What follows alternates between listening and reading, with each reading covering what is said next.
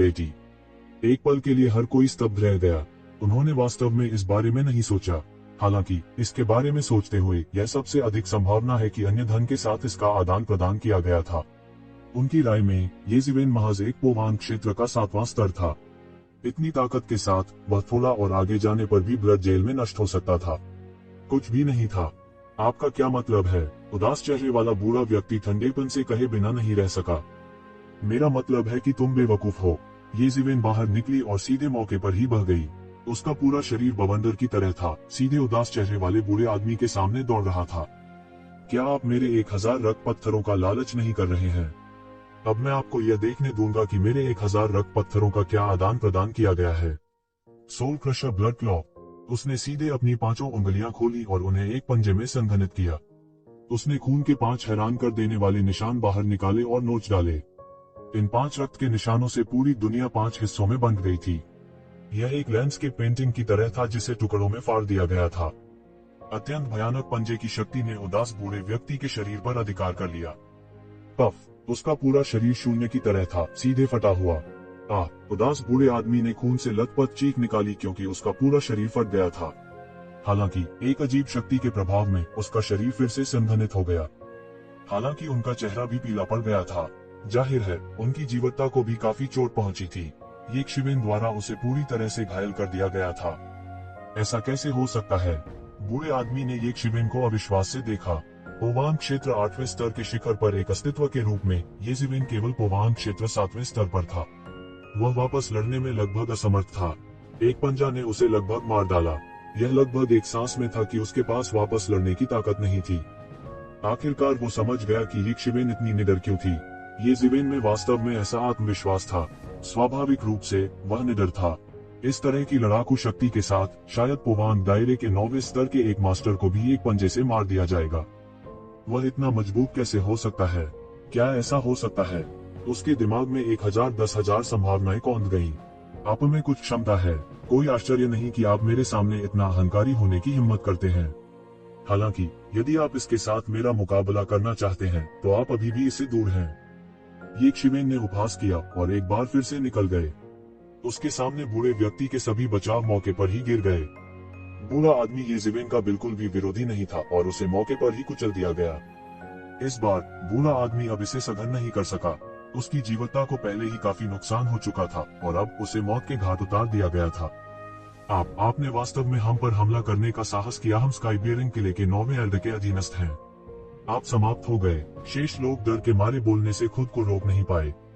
ऐसा नहीं था कि उन्होंने पहले लोगों को मरते हुए नहीं देखा था, लेकिन यह पहली बार था जब उन्हें इस तरह की हताश स्थिति में मजबूर किया गया था। लेकिन उसने पहले कभी ऐसी चीज का सामना नहीं किया था। तो यह एक आंतरिक परजीवी है। आप इसे जानने के बावजूद कानून तोड़ रहे हैं। हालांकि तो क्या हुआ यदि आपका 9वां एल्डर व्यक्तिगत रूप से कार्रवाई करता है?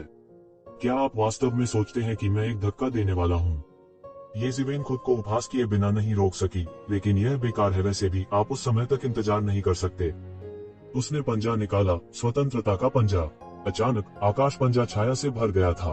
परछाइयां आपस में जुड़ी हुई थी और आकाश ढह गया, सीधे इन लोगों को घेर लिया। ये लोग और भी बुरे थे। उनमें से ज्यादातर केवल पोवांग दायरे के 3रे या 4थे स्तर पर थे। वे येज़िवेन के बिल्कुल भी विरोधी नहीं थे और उन्हें सीधे मौत के घाट उतार दिया गया था। इन लोगों की मृत्यु के बाद उनकी संपत्ति भी येज़िवेन की थी। हालांकि उन पर बहुत अधिक रक्त के पत्थर नहीं थे। वास्तव में उनके शरीर पर रक्त के पत्थरों की कुल संख्या केवल 2000 के आसपास थी। इसलिए वह कुछ हद तक समझ गए कि जब उन्होंने 1000 रक्त पत्थरों को देखा तो वे इतने उत्साहित क्यों थे। खासतौर पर उदास चेहरे वाला बूढ़ा। उस पर केवल 1000 से अधिक रक्त रंजन थे। यही अंतराल था। ब्लडस्टोन प्राप्त करने के बाद उनका उपयोग न करना असंभव था। चाहे वह मुद्रा के रूप में हो या खेती के लिए उनका उपयोग किया जाना था। इसलिए उनमें से बहुत से नहीं बचे थे। येज़िवेन किसी भी समय हजारों रक्तपातों को संघनित कर सकती थी। दूसरों के लिए यह एक किंवदंती से अलग नहीं था। वह न्याय के पवित्र पंजा की शक्ति से भी काफी संतुष्ट था। पूरी तरह से लगाए जाने पर यह अपनी वर्तमान ताकत को पूरी तरह से प्रदर्शित कर सकता है। अति कहा जा सकता है। इस मामले में उसके लिए एक नई पहचान के साथ रक्त कारागार में चलने में कोई समस्या नहीं थी। किसी को भी संदेह नहीं होगा कि इस उत्कृष्ट पंजा तकनीक वाला व्यक्ति वास्तव में येज़िवेन होगा। उसे अब भी सहना पड़ रहा था, लेकिन इसका मतलब यह नहीं था कि वह इसे सहते ही रहेगा। 5 साल, ज्यादा से ज्यादा 5 साल उसे याओ शेंग किंग और अन्य लोगों को इसकी कीमत चुकानी होगी। ये जिवेन ने सीधे इन 2000 रक्त पत्थरों को कुचल दिया, जो क्यूई और रक्त की एक शक्तिशाली नदी में बदल गया, जिसे उसने मौके पर ही निगल लिया। वह महसूस कर सकता था कि उसके पूरे शरीर की शक्ति आसमान छू रही थी और वह पोवांग क्षेत्र के 7वें स्तर के शिखर के करीब एक कदम था। वह तुरंत स्काई बियरिंग कैसल नहीं लौटा, लेकिन पास में एक नरसंहार शुरू कर दिया। उसके न्याय के पवित्र पंजा को अभी भी और अधिक प्रशिक्षण की आवश्यकता थी और वह निर्णय के पवित्र पंजे के शेष हिस्सों को भी निकालना चाहता था। हुश, उसने सीधे पंजे की छाया से भरे आकाश को पकड़ लिया और अनगिनत शून्य एक पल में ढह गए। इसमें नियम प्रकट हुए थे, हालांकि यह यहाँ उतना स्पष्ट नहीं था जितना कि देवता रसातल में था। यह अन्य स्थानों से बहुत आगे था। ब्लड जेल में विशेष वातावरण के अलावा इसने यहाँ खेती की गति को एक पायदान ऊपर कर दिया, लेकिन स्वाभाविक रूप से यहाँ खतरा भी स्वतः स्पष्ट था। केवल 10 दिनों की छोटी अवधि में उन्होंने पोवांग क्षेत्र की 9वीं स्वर्गीय परत के 3 दुर्जय रक्त राक्षसों का सामना किया था। उसने उनमें से 2 को मार डाला था, लेकिन आखिरी उसके साथ मुकाबला करने में सक्षम था और वे एक टाई में समाप्त हो गए थे। यह केवल रक्त कारागार की परिधि थी। यदि वह गहराई में जाना जारी रखता है तो वह मिथक क्षेत्र के शिखर के और भी भयानक रक्त राक्षसों का सामना कर सकता है। उसे इस बात में कोई संदेह नहीं था कि उसकी वर्तमान स्थिति के साथ यदि वह प्रवेश भी करता है तो वह केवल बच निकलने में सक्षम होगा। देवता रसातल के तीसरे जिले के हजारों लोगों में से केवल 10 या 20 लोग ही इसमें भटक सकते थे। उसकी ताकत के साथ यह स्वाभाविक रूप से पर्याप्त नहीं था। रुकने से पहले उसने पूरे 3 महीने तक आसपास के क्षेत्र में हत्या की। इस समय उसके द्वारा खाई गए रक्त पत्थरों के अलावा उसके द्वारा एकत्र किए गए रक्त के पत्थरों की संख्या 10,000 तक पहुंच गई थी। इतने सारे खून के पत्थरों के साथ उसने पूरी ताकत लगाने और सीधे पोवांग दायरे के 7वें स्तर के शिखर पर पहुंचने की योजना बनाई। उस समय भले ही याओ शेंग किंग व्यक्तिगत रूप से आए, वे उसके साथ प्रतिस्पर्धा करने का साहस करेंगे। वह तुरंत बिना किसी हिचकिचाहट के स्काई बियरिंग किले में लौट आया। यह आसपास का एकमात्र गढ़ था। हालांकि जैसे ही वह स्काई बियरिंग किले में लौटा, वह अचानक चिल्लाया और हवा में फट गया, तुम्हारी हिम्मत कैसे हुई? मेरे लोगों को मारने की तुम्हारी हिम्मत कैसे हुई? इस जोरदार चीख के साथ एक आकृति आसमान से उतरी। जाहिर है यह लंबे समय से उसकी प्रतीक्षा कर रहा था। यीक्षिवेन ने ऊपर देखा और देखा कि यह एक शैतानी जाति थी। इसके अलावा यह एक महान शैतान जाति थी। इसने सीधे अपने पंख फड़फड़ाए और यीक्षिवेन को ठंडेपन से घूरने लगा। फिर एक भारी और शक्तिशाली शैतानी ऊर्जा ने सीधे यीक्षिवेन को ढक लिया। यह स्काई बियरिंग किले का 9वां एल्डर था। स्काई बियरिंग फोर्ट्रेस बहुत लंबे समय से बनाया गया था और कोई भी इसे सत्यापित नहीं कर पाया था। पूरे स्काई बियरिंग किले पर शासन करने वाले अब पोवांग क्षेत्र के 9वें स्वर्ग के 9 सर्वोच्च स्वामी थे। उन्होंने स्काई बियरिंग किले में अस्तित्व के उच्चतम स्तर का गठन किया। इस रक्त जेल में पोवांग क्षेत्र 8वें स्तर की बहुत अधिक स्थिति नहीं थी। केवल एकमात्र पोवांग क्षेत्र 7वें स्तर को छोड़ दे किसी ने उसकी ओर जरा भी ध्यान नहीं दिया। केवल पोवांग क्षेत्र 9वें स्तर की कुछ स्थिति थी और किले के भगवान के रूप में सेवा कर सकता था। जाहिर है वे मक्खियां जिन्हें येजिवेन ने कुछ महीने पहले मार डाला था, इस शैतान जाति द्वारा पहले ही खोज ली गई थी। भले ही मैंने उन्हें मार डाला तो क्या? येजिवेन ने हल्के से कहा। तुम्हारी हिम्मत कैसे हुई? मैंने लंबे समय से ऐसा साहसी मानव नहीं देखा है। महान दानव ने उपहास किया। मानव जाति और दानव जाति नश्वर शत्रुओं के लिए पैदा हुए थे। भले ही यह प्राचीन काल में न हो, फिर भी बहुत परिवर्तन नहीं होगा। आप महल के भगवान हैं, फिर भी आप अपने अधीनस्थों को हमारे धन को लूटने की अनुमति देते हैं। भविष्य में आपके टावरिंग स्काई कैसल में रहने की हिम्मत कौन करेगा? क्या आप किसी ऐसे व्यक्ति को मारने जा रहे हैं जिसके पास थोड़ी सी दौलत है? येजिवेन चिल्लाए। क्या ऐसा कैसे हो सकता है? वे लोग वास्तव में 9वें बुजुर्ग के अधीनस्थ हैं। कोई आश्चर्य नहीं कि स्काई बियरिंग किले ने किसी के मारे जाने पर कुछ नहीं किया। अगर यह सच है तो मैं यहाँ रहने की हिम्मत नहीं कर सकता। क्या यह लोगों को मारना नहीं है? हाँ, मुझे यहाँ रहने की हिम्मत भी नहीं है। केवल एक पागल ही यहाँ रहना चाहेगा। अचानक स्काई बियरिंग किले में अनगिनत लोग चौंक गए। अगर यह सच होता तो वे यहाँ कैसे रह सकते थे? जब तक उनके पास थोड़ी सी दौलत होती तब तक वे मारे जाते। बेहतर होगा कि बाहर जाकर रक्त के राक्षसों से लड़ें। बकवास। यहाँ तक कि यह निडर राक्षस भी इतने महत्वपूर्ण मामले के लिए यूं ही सहमत होने का साहस नहीं करेगा। ऐसा इसलिए था क्योंकि यह स्काई प्रॉपिंग कैसल अकेले उसका नहीं था। इसमें अन्य 8 कैसल लॉर्ड्स भी शामिल थे और वह उनमें से सबसे कम रैंकिंग वाले बुजुर्ग थे। यदि वह इस बात के लिए राजी हो जाता है और सभी को छोड़ देता है तो यह सभी के धन के स्रोत को काट देगा। अपने धन के स्रोत को काटना अपने माता पिता को मारने जैसा था। वह इस सच्चाई के बारे में भी बहुत स्पष्ट थे। उस समय वह वास्तव में अन्य बड़ों के पक्ष में कांटा बन जाएगा। मैं बकवास कर रहा हूँ। आप अच्छी तरह जानते हैं कि मैं बकवास कर रहा हूँ या नहीं। वे लोग बोल्ड हैं, वे ऐसा करने की हिम्मत नहीं करेंगे अगर उनके पास उनका समर्थन करने वाला कोई नहीं होता। येज़ेबेल ने उपहास किया, यदि आप मुझे बदनाम करना चाहते हैं तो आपको सबूत दिखाना होगा। इस महान दानव को येज़ेबेल ने पूरी तरह से पागल कर दिया था। येशिवेन से जोरदार तरीके से छुटकारा पाने की उसकी मूल योजना अचानक गायब हो गई। सबूत, हा, आप वास्तव में मुझसे सबूत के बारे में बात कर रहे हैं। यह बहुत मजेदार है। येज़ेबेल की आंखें मारने के इरादे से भरी हुई थीं। क्या मुझे सबूत के बारे में आपसे बात करने की जरूरत है? अगर मैं कहता हूं कि आप हैं, तो आप हैं। इसके अलावा क्या आपको लगता है कि मैं आपसे सिद्धांतों के बारे में बात करना चाहता हूं? हर कोई जो मुझे उकसाता है उसे मरना चाहिए। उद्धरण चिन्ह। जैसे ही उसने बात की, येशिवेन का फिगर सीधे उछल गया।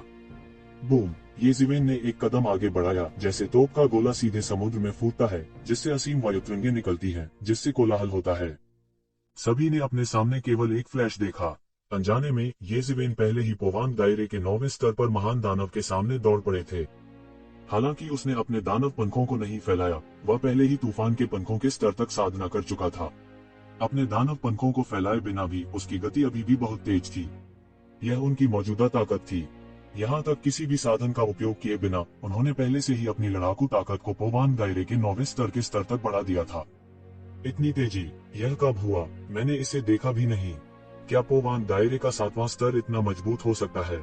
स्काई बियरिंग किले में बहुत से लोग जो इस तरफ ध्यान दे रहे थे तुरंत चौंक गए, क्योंकि येशिवेन की गति बहुत तेज थी। यह बहुत तेज था। बूम! आखिरकार पोवांग दायरे के 9वें स्तर पर महान दानव एक शीर्ष अस्तित्व था। पोवांग क्षेत्र के 8वें स्तर पर अधीनस्थ की तुलना में यह ज्ञात नहीं था कि यह कितना अधिक अत्याचारी था। लगभग उस समय जब यह केवल एक बाल की चौड़ाई की दूरी पर था, इसके हाथ सीधे फैल गए और सीधे एक अतुलनीय विशाल प्रकाश दीवार फैल गई। सेकंड के केवल 1000वें हिस्से में येज़ेबेल की मुट्ठी हल्की दीवार से टकराई और फिर एक उछाल के साथ हल्की दीवार सीधे चकनाचूर हो गई। येज़ेबेल की अतुलनीय भयानक ताकत का सामना करने में असमर्थ। बूम! येज़ेबेल की मुट्ठी सीधे उस महान दानव के शरीर पर लगी। महान दानव के पास प्रतिक्रिया करने के लिए अधिक समय नहीं था और मौके पर हजारों मील की दूरी पर स्काई बियरिंग किले से बाहर उड़ते हुए सीधे विस्फोट से उड़ा दिया गया था। उसके सिर पर एक बड़ी दरार दिखाई दी। लगभग एक झटका लगने के कारण वह गंभीर रूप से घायल हो गया था। दृश्य पूरी तरह से खामोश था। यहाँ तक हमले की योजना बना रहे कुछ मास्टर्स भी इस दृश्य को देखकर पूरी तरह से भयभीत लग रहे थे और अपनी इच्छा से हमला करने की हिम्मत नहीं कर रहे थे। गर्जन! दूर से आया महादानव का तेज दहाड़, हजारों मील तक फैल गई आवाज। बूम! हवा की एक राक्षसी लहर सीधे दूर से चली, एक चौंकाने वाली शैतानी छाया में लिपटी हुई आसमान से उतरी और वहीं पर येज़ेबेल की ओर पहुंच गई। बूम! जब यह अतुलनीय विशाल पंजा उसके सामने आ गया तो येज़ेबेल के पीछे का खालीपन एक जोरदार धमाके के साथ ढह गया। क्योंकि पंजे की गति शून्य के दहने की गति से तेज थी, इसने शैतान के पंजे के उस पर हमला करने के अजीब दृश्य का नेतृत्व किया, लेकिन शून्य अभी ढह गया था। येज़ेबेल इस शैतान के पंजे से घबराई नहीं। उन्होंने महत्वपूर्ण क्षण में सीधे हमला किया। आत्मा ब्रेकिंग ब्लड पंजा। शून्य में रक्त के रंग की 5 विशाल दरारें दिखाई दी, तेजी से फैलती हुई सीधे रक्त की 5 अतुलनीय विशाल नदियों में बदल गईं, जो आकाश से बहती थीं। वे जहां भी जाते सब कुछ ढह जाता, उन्हें रोक पाने में असमर्थ। बूम! 5 विशाल दरारों द्वारा राक्षसी पंजे को तुरंत निगल लिया गया था। फिर राक्षसी पंजे के पीछे एक अतुलनीय जोर से चीख निकली और पूरे व्यक्ति को जबरन पकड़ लिया गया और उड़ते हुए भेज दिया गया। महान शैतान को नष्ट कर दिया गया था और रास्ते में शून्य में एक बड़ी दरार रह गई थी। यह देखा जा सकता था कि उसने कितनी शक्ति का सामना किया था। लगभग पूरा शून्य ढह गया और उसका पूरा शरीर चकनाचूर होने के कगार पर था। और उसी समय येज़ेबेल ने एक कदम आगे बढ़ाया, पलक झपकते ही 1000 मील और सीधे महान शैतान के सामने आ गया। द ग्रेट फैन लॉर्ड भयभीत था। Great devil domain. वह जोर से दहाड़ा और अचानक उसका पूरा शरीर सीधे शैतान के राज्य में बदल गया। अंतहीन शैतान का कानून फैल गया और पूरी तरह से एक भयानक शैतान की भूमि में विकसित हो गया। आसपास के कानून पूरी तरह से ढके हुए थे और उसके द्वारा भस्म कर दिए गए थे। पोवांग 9वें स्तर के एक मास्टर द्वारा विस्तारित डोमेन लगभग तुरंत एक छोटी सी दुनिया बना सकता है। इस छोटी सी दुनिया में वह एकमात्र सच्चा भगवान था, वह एकमात्र स्वामी था। आत्मा ब्रेकिंग ब्लड पंजा। बड़े दानव की आंखों में खून के रंग की 5 दरारें बड़ी और बड़ी होती गईं और एक पल में उन्होंने सीधे उसके शरीर को उड़ा दिया। कुची! उसका लोहे जैसा शरीर जिस पर उसे हमेशा गर्व रहा था, उसे येज़ेबेल ने एक पल में आसानी से कुचल दिया था। उसका शैतान का कानून भी एक पल में टूट गया और एक पल में उसे येज़ेबेल ने कुचल दिया। येशिवेन के लिए उसका कोई मुकाबला नहीं था। महान शैतान चिल्लाया और वापस लड़ने की ताकत के बिना सीधे मौत के घाट उतार दिया गया। और स्काई बियरिंग किले में लोग अभी भी दंग रह गए थे, असहाय रूप से देख रहे थे कि येज़ेवेन ने महान शैतान को सीधे कुचलकर मार डाला था और कोई दूसरा रास्ता नहीं था, या दूसरे शब्दों में वे येज़ेवेन के दुश्मन नहीं बनना चाहते थे, जो था अब एक शैतान के रूप में भयानक। और इसी क्षण शून्य में कुछ परछाइयां दिखाई दी। प्रत्येक छाया में एक अकल्पनीय रूप से शक्तिशाली आभा थी और बिना किसी अपवाद के वे सभी पोवांग 9वें स्तर के अस्तित्व थे। स्काई बियरिंग किले के अन्य 8 महान बुजुर्ग यहाँ प्रकट हुए थे और पोवांग 9वें स्तर के 8 महान विशेषज्ञों की निगाह में येज़ेवेन बिल्कुल भी असहज महसूस नहीं करते थे और कहा, क्यों, क्या तुम भी उसके लिए खड़े होना चाहते हो? मौत उसके गुनाहों को मिटा नहीं सकती, उसने वास्तव में निजी तौर पर ऐसा करने की हिम्मत की। यह हमारे धन के स्रोत को काटने के बराबर है, चाहे वह कैसे भी मर जाए, इसे बहुत ज्यादा नहीं माना जाएगा। किसी ने बात की और ऐसा लग रहा था कि वे एक शिवेन के साथ नहीं पढ़ना चाहते थे। वे अभी भी येज़ेवेन से बहुत डरते थे, जो पोवांग के 9वें स्तर के अस्तित्व को आसानी से कुचल सकते थे, और यदि संभव हो तो वे भी येज़ेवेन के साथ बाहर नहीं निकलना चाहते थे। इसके अलावा, जैसा कि येज़ेवेन ने पहले कहा था, वे स्काई बियरिंग कैसल के सर्वोच्च शासक थे। स्काई बियरिंग कैसल हर समय उन्हें लाभ पहुंचाता रहा है। इस महान दानव की हरकतें उनके धन के स्रोत को काटने के समान थीं। अपने धन के स्रोत को काटना अपने माता पिता की हत्या करने जैसा था। यह सिद्धांत हर जगह लागू होता था। यह कहने की बात नहीं है कि वे स्पष्ट रूप से हितों का एक समूह थे। वे इस महान शैतान के लिए कुछ नहीं करेंगे। येज़ेवेन इस बात को काफी पहले से समझ चुके थे, इसलिए उन्हें कोई जल्दी नहीं थी। अगर इन लोगों के संबंध वास्तव में इतने अच्छे होते तो वे एक तरफ खड़े होकर इतने लंबे समय तक नहीं देखते। हालांकि उन्होंने बहुत तेजी से कार्य किया था, फिर भी इन विशेषज्ञों के पास किसी भी समय हस्तक्षेप करने का अवसर होगा। वे एक मरे हुए व्यक्ति के लिए उसके साथ बाहर नहीं निकल सकते थे। अब जब मैंने उसे मार दिया है तो मैं स्काई बियरिंग किले के बुजुर्गों में शामिल होने का अनुरोध करता हूँ। मुझे वही उपचार चाहिए जो उसे मिला। मुझे विश्वास है कि आप एक मास्टर को मना नहीं करेंगे। येज़ेवेन ने हल्के से कहा। ये स्वामी थोड़ी देर के लिए चुप हो गए। हालांकि एक और व्यक्ति का मतलब था एक और व्यक्ति को साझा करना। रक्त जेल में यह इतना आसान नहीं था। एक और व्यक्ति का मतलब एक और ताकत थी। ब्लड प्रिजन जैसी जगह में जहां इसे किसी भी समय नष्ट किया जा सकता था, भले ही किला बनाया गया हो, यह अभी भी बेकार था। यह अभी भी रक्त राक्षसों की एक बड़ी लहर के हमले के तहत नष्ट किया जा सकता था। एक और व्यक्ति का मतलब एक और ताकत थी। यह सिर्फ इतना था कि पोवांग 9वें स्तर के मास्टर को ढूंढना आसान नहीं था। इन वर्षों में उनके पास केवल कुछ ही थे। अब एक व्यक्ति शामिल हो सकता है। वे स्वाभाविक रूप से अधिक नहीं मान सकते थे। तो जल्द ही उन्होंने भी अपनी राय व्यक्त की। मुझे कोई आपत्ति नहीं है। हाँ, कुछ भी ठीक है, लेकिन आपको वो जिम्मेदारी निभानी होगी जो उसके कंधों पर है। येज़ेवेन मुस्कुराए। याओ शेंगकिंग और जिंग तियानली ने शायद इसका सपना भी नहीं देखा था। उन्होंने सोचा था कि वह चूहे की तरह हर जगह छिपा होगा। हालांकि वह अब एक किले का बुजुर्ग बन गया था। वह इस किले का सबसे ऊंचा तल बन गया था। छिपाने की बिल्कुल जरूरत नहीं थी। उस स्थिति में मुझे पहले अपना परिचय देने दीजिए। आप मुझे भविष्य में यंग मास्टर दुओमिंग कह सकते हैं। येज़ेवेन ने मुस्कुराते हुए कहा। सभी को कोई आपत्ति नहीं थी। हालांकि वे यह भी जानते थे कि यह निश्चित रूप से एक कोड नाम था। यह येज़ेवेन की असली पहचान नहीं हो सकती थी, लेकिन इसकी किसे परवाह थी। उन्हें येज़ेवेन की ताकत उधार लेने की जरूरत थी और केवल एक ही उद्देश्य था, जो कि अपने दाव को साबित करना था। अन्य बातों से कोई फर्क नहीं पड़ता था। उस मामले में आप 9वें एल्डर हैं। आप मूल 9वें एल्डर के मामले को भी विरासत में प्राप्त कर सकते हैं। मैं आदेश दूंगा, कोई भी आपके लिए चीजों को कठिन नहीं बनाएगा। बोलने के बाद शून्य में वे आकृतियां भी धीरे धीरे सबकी नजरों से ओझल हो गईं। येज़ेवेन ने अपने हाथ में एक तह पंखा पकड़ा, उसे थोड़ा सा खोला, धीरे से उसे लहराया और फिर आकाश किले में झूल गया। सभी के चेहरों पर हैरानी के भाव थे। उन्हें उम्मीद नहीं थी कि चीजें इस तरह बदल जाएंगी।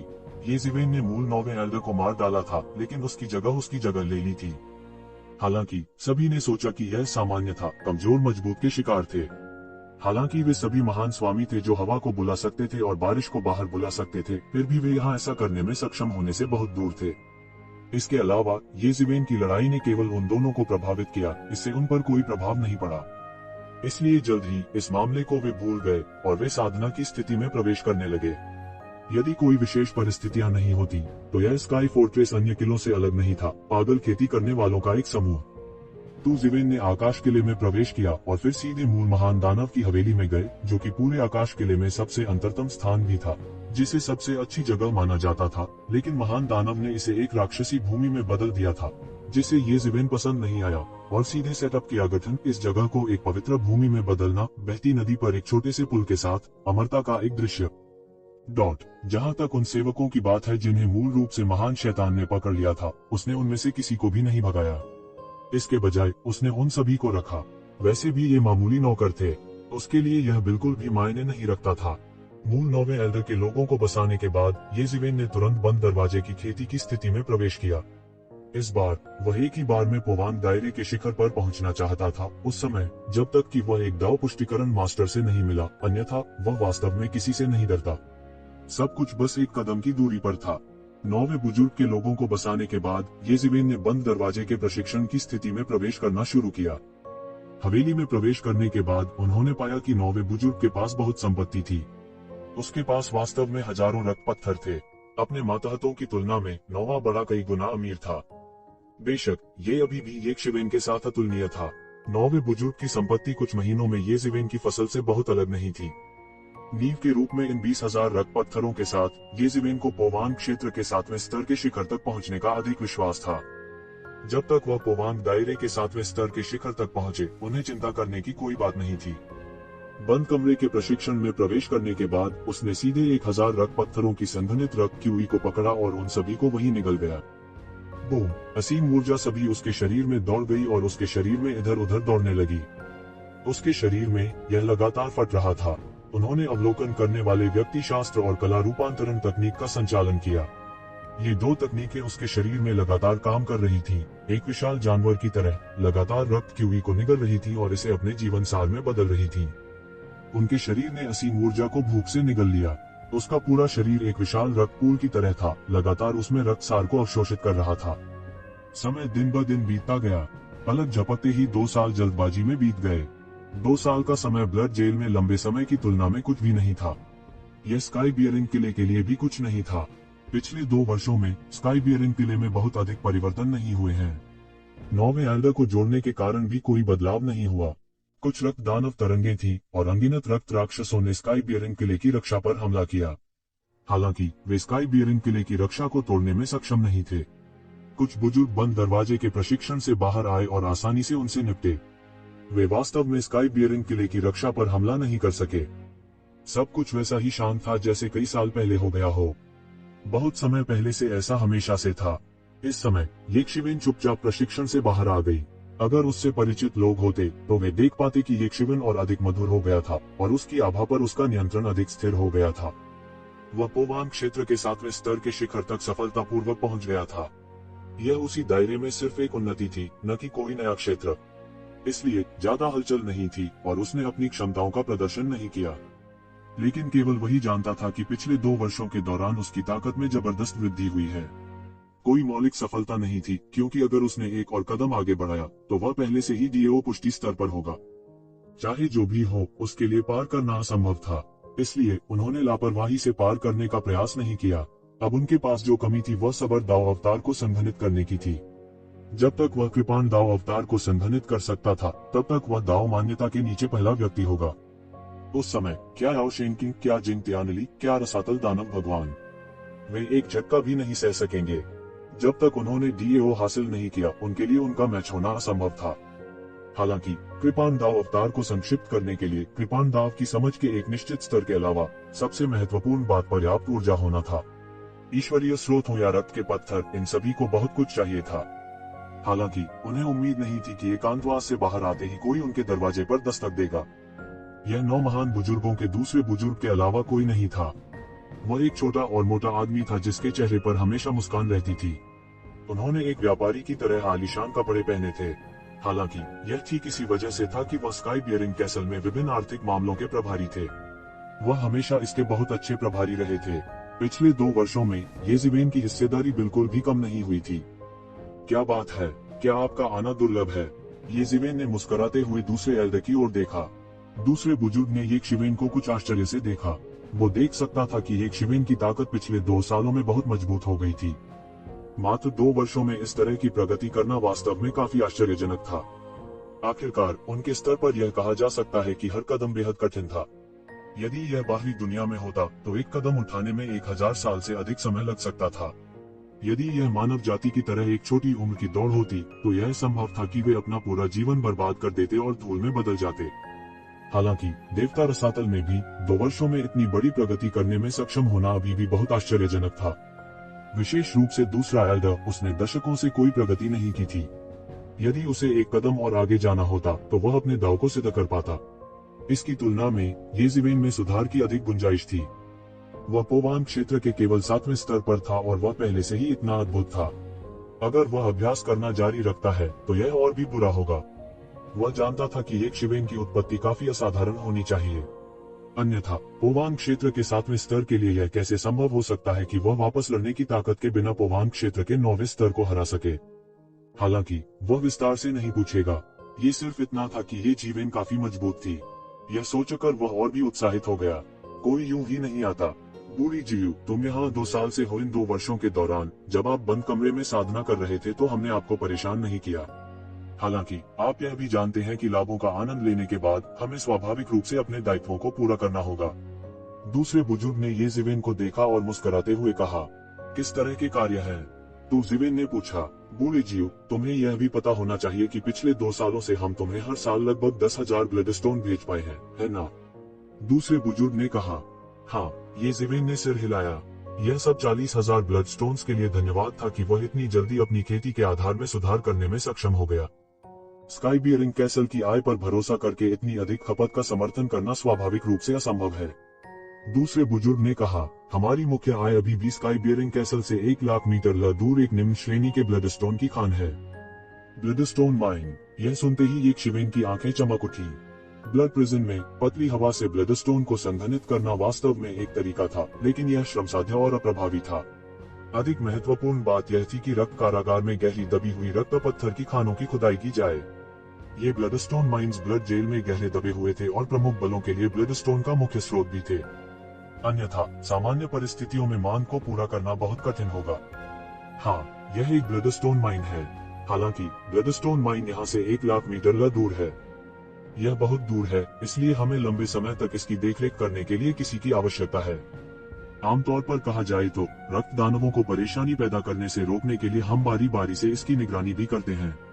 इससे भी महत्वपूर्ण बात यह है कि फ्लाइंग क्लाउड कैसल को हम पर जासूसी करने से रोकना है। फ्लाइंग क्लाउड कैसल लंबे समय से हमारे ब्लडस्टोन माइन पर नजर गड़ाए हुए है। यह हमारे अस्तित्व की नींव है। एक बार जब यह फ्लाइंग क्लाउड कैसल के हाथों में आ गया तो इसके परिणाम अकल्पनीय होंगे। हमारा आकाश धारण करने वाला किला बिना किसी लड़ाई के सीधे रह जाएगा। दूसरे बुजुर्ग ने गंभीरता से कहा। येज़िवेन ने यह भी समझा कि स्काई बियरिंग कैसल जैसी ताकत के लिए एक ब्लडस्टोन माइन उनके जीवित रहने की नींव थी। उनका सारा खर्चा इसी ब्लडस्टोन माइन पर निर्भर करता था। जहां तक के अन्य स्रोतों की बात है, रक्त पत्थर की खान से तुलना करने का कोई तरीका नहीं था। अब कार्यभार संभालने की आपकी बारी है। निश्चित रूप से हम आपको लंबे समय तक कार्यभार संभालने के लिए नहीं कहेंगे। 2 साल काफी हैं। आमतौर पर हर 2 साल में एक चक्र होता है। मैं पहले भी कार्यभार संभाल चुका हूँ। अब आपकी बारी है, दूसरे बड़े ने दोस्ताना अंदाज में समझाया। अगर ऐसा है तो मैं जाऊंगा। ये शिवेन भी जानती थी कि बिना कुछ किए सिर्फ लाभ लेने जैसी कोई अच्छी चीज नहीं है। 2 साल बाद वह जेल से छूटने वाला था। उस समय वह अभी भी बाहर निकलना चाहता था और आकाश में चढ़ना चाहता था। सबसे महत्वपूर्ण बात, वह ब्लेड डाउ अवतार को संघनित करना चाहता था। यह वह समय था जब उन्हें भारी मात्रा में ब्लडस्टोन की जरूरत थी। एक बार जब उसने ब्लडस्टोन खदान का निरीक्षण किया तो उसके लिए यह एक अच्छा अवसर होगा कि वह चोरी कर सके जो वह रखवाली कर रहा था। उस समय वह जितना प्राप्त कर सकता था उतना प्राप्त करने में सक्षम होगा। उसने दूसरे बुजुर्ग को देखा। जाहिर है दूसरा एल्डर भी नियमों को समझता था, लेकिन उसने परवाह नहीं की क्योंकि सभी की बारी होगी और सभी की बारी होगी। स्वाभाविक रूप से उसे इस बात की चिंता करने की जरूरत नहीं थी कि दूसरे उसका फायदा उठा रहे हैं, क्योंकि वह वही था। हालांकि अगर वे मर भी जाते तो शायद उन्हें अंदाजा नहीं होता कि येज़िवेन कितने अद्भुत ब्लडस्टोन्स को अवशोषित कर सकता है। येज़िवेन ने कुछ नहीं कहा। इस समय सबसे महत्वपूर्ण बात मौन में भाग्य बनाना था। फिर मुझे तुम्हें परेशान करना पड़ेगा मेरे अच्छे भाई। दूसरा बुजुर्ग मुस्कुराया और बाहर चला गया। पिछले 2 सालों में उन्होंने काफी पैसा भी कमाया था। इस समय यह वापस जाने और इसे ठीक से पचाने का समय था। ये शिवेन ज्यादा देर तक नहीं रुकी। कुछ निर्देश देने के बाद वह जल्दी से दूसरे बड़े द्वारा बताई गई दिशा में भाग गया। 1 लाख मीटर की दूरी लंबी कही जा सकती है, लेकिन इसे छोटी भी कहा जा सकता है। येज़िवेन की साधना के साथ उसे आने में देर नहीं लगी। कौन सामने है? रुक जाओ। जैसे ही उसने प्रवेश किया, एक गार्ड तुरंत आगे आया। ये सभी मिथक क्षेत्र के विशेषज्ञ थे। वे सभी 9 महान बुजुर्गों के अधीन स्काई बियरिंग कैसल के विशेषज्ञ थे। वे धर्मनिरपेक्ष दुनिया के लोगों से अलग नहीं थे। येज़ेबेल ने सीधे अपनी कमर का टैग दिखाया। वे तुरंत हक्का बक्का रह गए। उनके सामने जो व्यक्ति था वह वास्तव में एक बुजुर्ग था, हालांकि उन्होंने उसे पहले नहीं देखा था। 9 महान बुजुर्गों ने हर 2 साल में परिक्रमा की, इसलिए जो लोग लंबे समय से यहाँ थे उन्होंने कमोबेश 9 महान बुजुर्गों को देखा था। बात बस इतनी थी कि उन्होंने मानव जाति के इतने बड़े व्यक्ति के बारे में कभी नहीं सुना था। हालांकि कमर का टैग नकली नहीं हो सकता था। इस समय उन्होंने एक और अफवाह के बारे में सोचा। मूल 9वें बुजुर्ग को मार दिया गया था और जिस व्यक्ति ने उसे मारा वह नया 9वां बुजुर्ग बन गया। क्या ऐसा हो सकता है कि जो व्यक्ति उनके सामने था वही उनके सामने था? यह सोचकर वे तुरंत ठंडे पसीने में बह गए। उन्होंने वास्तव में नए एल्डर को रोक दिया था। उनके लिए 9 महान बुजुर्ग गोल्डन पगोडा के शीर्ष पर सभी आंकड़े थे। उन्होंने कभी किसी को नहीं देखा था जिसने पहले अपने डीओ को सिद्ध किया हो। ये सबसे शक्तिशाली विशेषज्ञ थे जिन्हें उन्होंने कभी देखा था। यदि वे उन्हें क्रोधित करते हैं तो वे मिथकों की तरह लग सकते हैं, लेकिन उन्हें मारने में उन्हें कुछ ही मिनट लगेंगे। उन्होंने तुरंत माफी मांगी। ये शिवेन उनके साथ और शब्द बर्बाद नहीं करना चाहती थी। उसने सीधे उन्हें पर्यवेक्षक को खोजने का आदेश दिया और फिर सीधे ब्लडस्टोन खदान में प्रवेश किया। हालांकि यह खदान में था, वहां खेती के लिए एक गुप्त कमरा भी था। आखिरकार 9 महान बुजुर्ग खदान की देखरेख के लिए लगातार बारी बारी से आएंगे। वह सीधे 9 महापुरुषों के लिए बनाए गए गुप्त कक्ष में गया और सीधे रक्तरंजित शिरा में चला गया। उसके बैठने के कुछ देर बाद ही तेज कदमों की आहट सुनाई दी और एक आकृति उछली। वह सफेद बालों और दाढ़ी वाला एक बूढ़ा व्यक्ति था। वह झुकता या कुरेदता नहीं था, लेकिन वह एक आरक्षित तरीके से विनम्र था।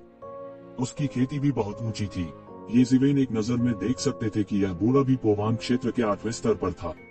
सामान्य परिस्थितियों में वह स्थिति को नियंत्रित करने में सक्षम होगा।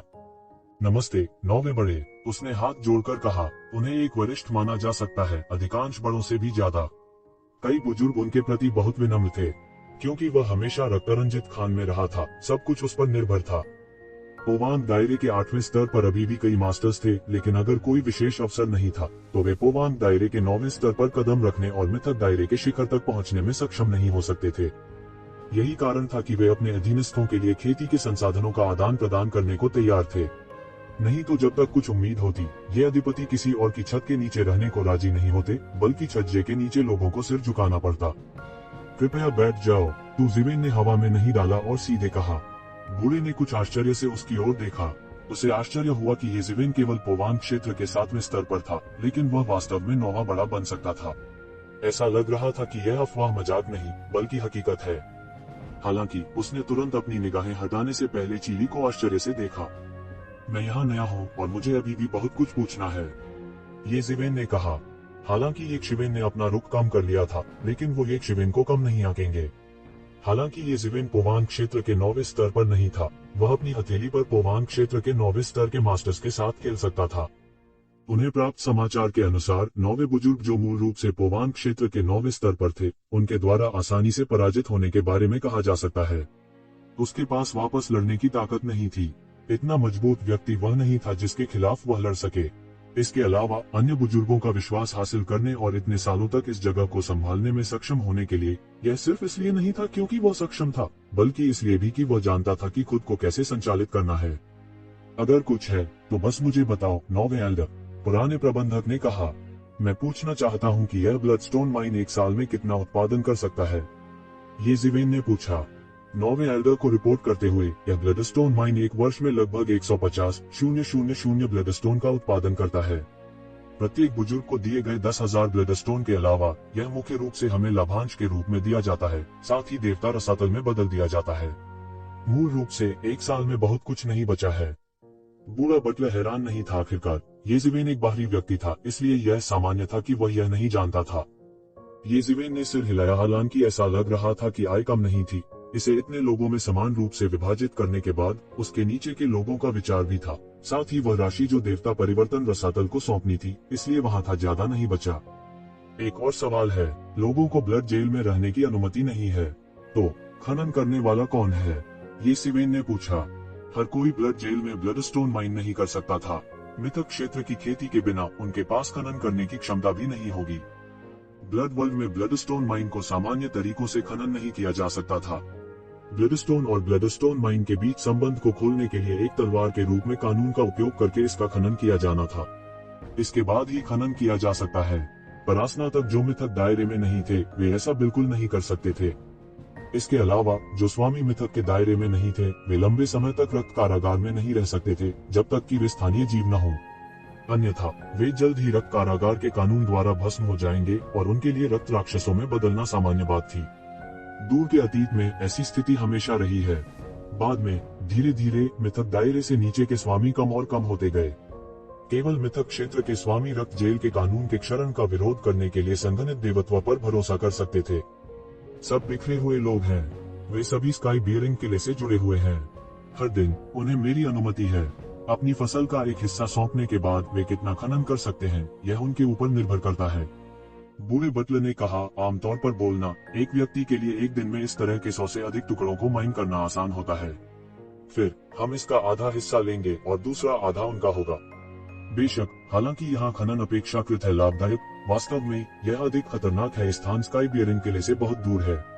यदि रक्त दानव का ज्वार अचानक आता है तो वे बच नहीं पाएंगे। ये जिवेन ने सिर हिलाया। लाभ स्वाभाविक रूप से जोखिम के समानुपाती था। फ्री लंच जैसी कोई चीज नहीं थी। अगर मैं प्रभारी हूँ तो मुझे किस बात से सावधान रहने की जरूरत है? ये जिवेन ने पूछा।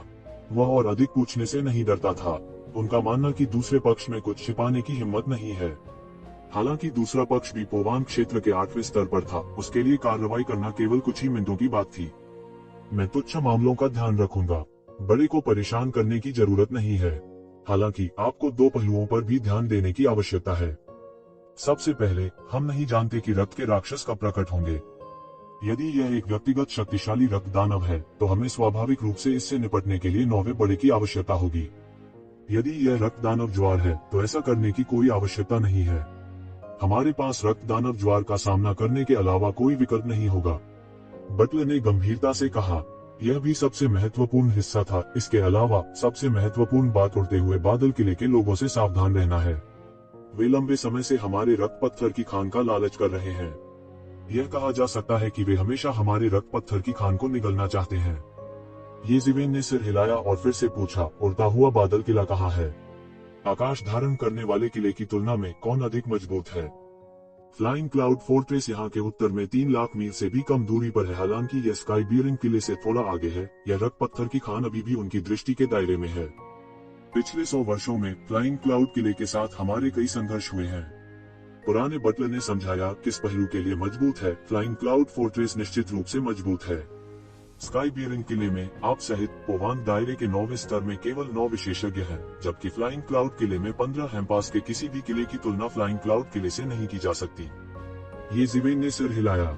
यह कोई आश्चर्य नहीं था कि उसे उड़ते हुए बादल महल से सावधान रहने की चेतावनी दी गई थी। सोरिंग क्लाउड कैसल की ताकत पहले से ही काफी खराब थी। बाहर जुबान की दुनिया पर हावी होना उसके लिए कोई समस्या नहीं होगी। हालांकि बढ़ते बादल महल की ताकत उड़ने वाला बादल महल की तुलना में लगभग दोगुनी थी। बाहरी दुनिया में ऐसी ताकत की कल्पना ही नहीं की जा सकती थी। चूंकि हमारे पास रक्त पत्थर की खदानें हैं, फ्लाइंग क्लाउड किले में रक्त पत्थर की खदानें भी होनी चाहिए, है ना? ये जिवेन ने पूछा। बूढ़े बटलर ने उत्तर दिया, वास्तव में वे करते हैं। उनके पास रक्त के पत्थर की 2 खदानें हैं जो उन्हें बहुत मजबूत बनाती हैं। यही कारण है कि वे हमारे रक्त पत्थर की खानों का लालच करते हैं। जब तक वे हमारे रक्त पत्थर खानों को निगल सकते हैं तब तक उनकी ताकत आसमान छूती रहेगी और दूसरे स्तर तक पहुंच जाएगी। जब वह समय आएगा तो वे 10 लाख मील के भीतर एक मेल नहीं खोज पाएंगे। स्काई बियरिंग किले में एक बूढ़े व्यक्ति के रूप में उसके लिए इतना चिंतित होना सामान्य था। हालांकि ये शिवेन ने बिल्कुल भी परवाह नहीं की। वह यहाँ अस्थायी रूप से रह रहा था। 2 साल में वह ब्लड जेल छोड़ सकता है, चाहे वह ईश्वरीय संघ का नेता हो, बंजर भूमि अंडरवर्ल्ड हॉल मास्टर या एबिसल दानव मास्टर, वे सभी पालने में गला घोंट दिए जाएंगे। अब जब उसमें इतना आत्मविश्वास आ गया था तो उसे और भी विश्वास हो गया था कि वह ईश्वरीय संघ के नेता से निष्पक्ष और बिना किसी अन्य चाल के लड़ सकता है। ओह तेरी! जैसे ही ये जिवेन अपनी एकांत खेती जारी रखने वाली थी, बाहर से एक शोर सुनाई दिया। ओवान क्षेत्र के दूसरे स्वर्ग में एक सुअर दानव ने ठोकर खाए और घबराई हुई अभिव्यक्ति के साथ कहा, क्या गलत? ये शिवेन ने तुरंत पूछा। दानव ने ये जिवेन और फिर पुराने बटलर को देखा, यह नहीं जानते हुए कि उसे ये जिवेन की बात माननी चाहिए या नहीं। यह नोवा एल्डर है। अगर तुम्हें कुछ कहना है तो तुम उसे रिपोर्ट कर सकते हो। बूढ़े बटलर ने कहा। अब जब वह जानता था कि उसके सामने जो व्यक्ति था वह नौवा बुजुर्ग था, सुअर दानव को उसकी रीढ़ की हड्डी मिल गई थी। हालांकि वह नहीं जानता था कि नौवे बड़े को इस व्यक्ति द्वारा क्यों बदल दिया गया था, क्योंकि पुराने बटलर ने ऐसा कहा था। यह गलत नहीं हो सकता था। उसने तुरंत आराम किया और कहा, अरे नहीं, हमने उस टीम से संपर्क खो दिया है जिसे रक्त के पत्थरों को स्काई बियरिंग किले में वापस ले जाने के लिए भेजा गया था। संपर्क टूट गया। वे संपर्क कैसे खो सकते थे? क्या उनका सामना रक्त दानव से हुआ होगा? बूढ़ा बटलर, जो बहुत अनुभवी था, मदद किए बिना नहीं रह सका और उसने तुरंत अपने दिमाग में संपर्क खोने की सभी संभावनाओं को सूचीबद्ध किया। कोई बात नहीं, चलो चलें और पहले देख लें। ये जिवेन को उनके आते ही ऐसी स्थिति का सामना करने में कुछ दिलचस्पी थी।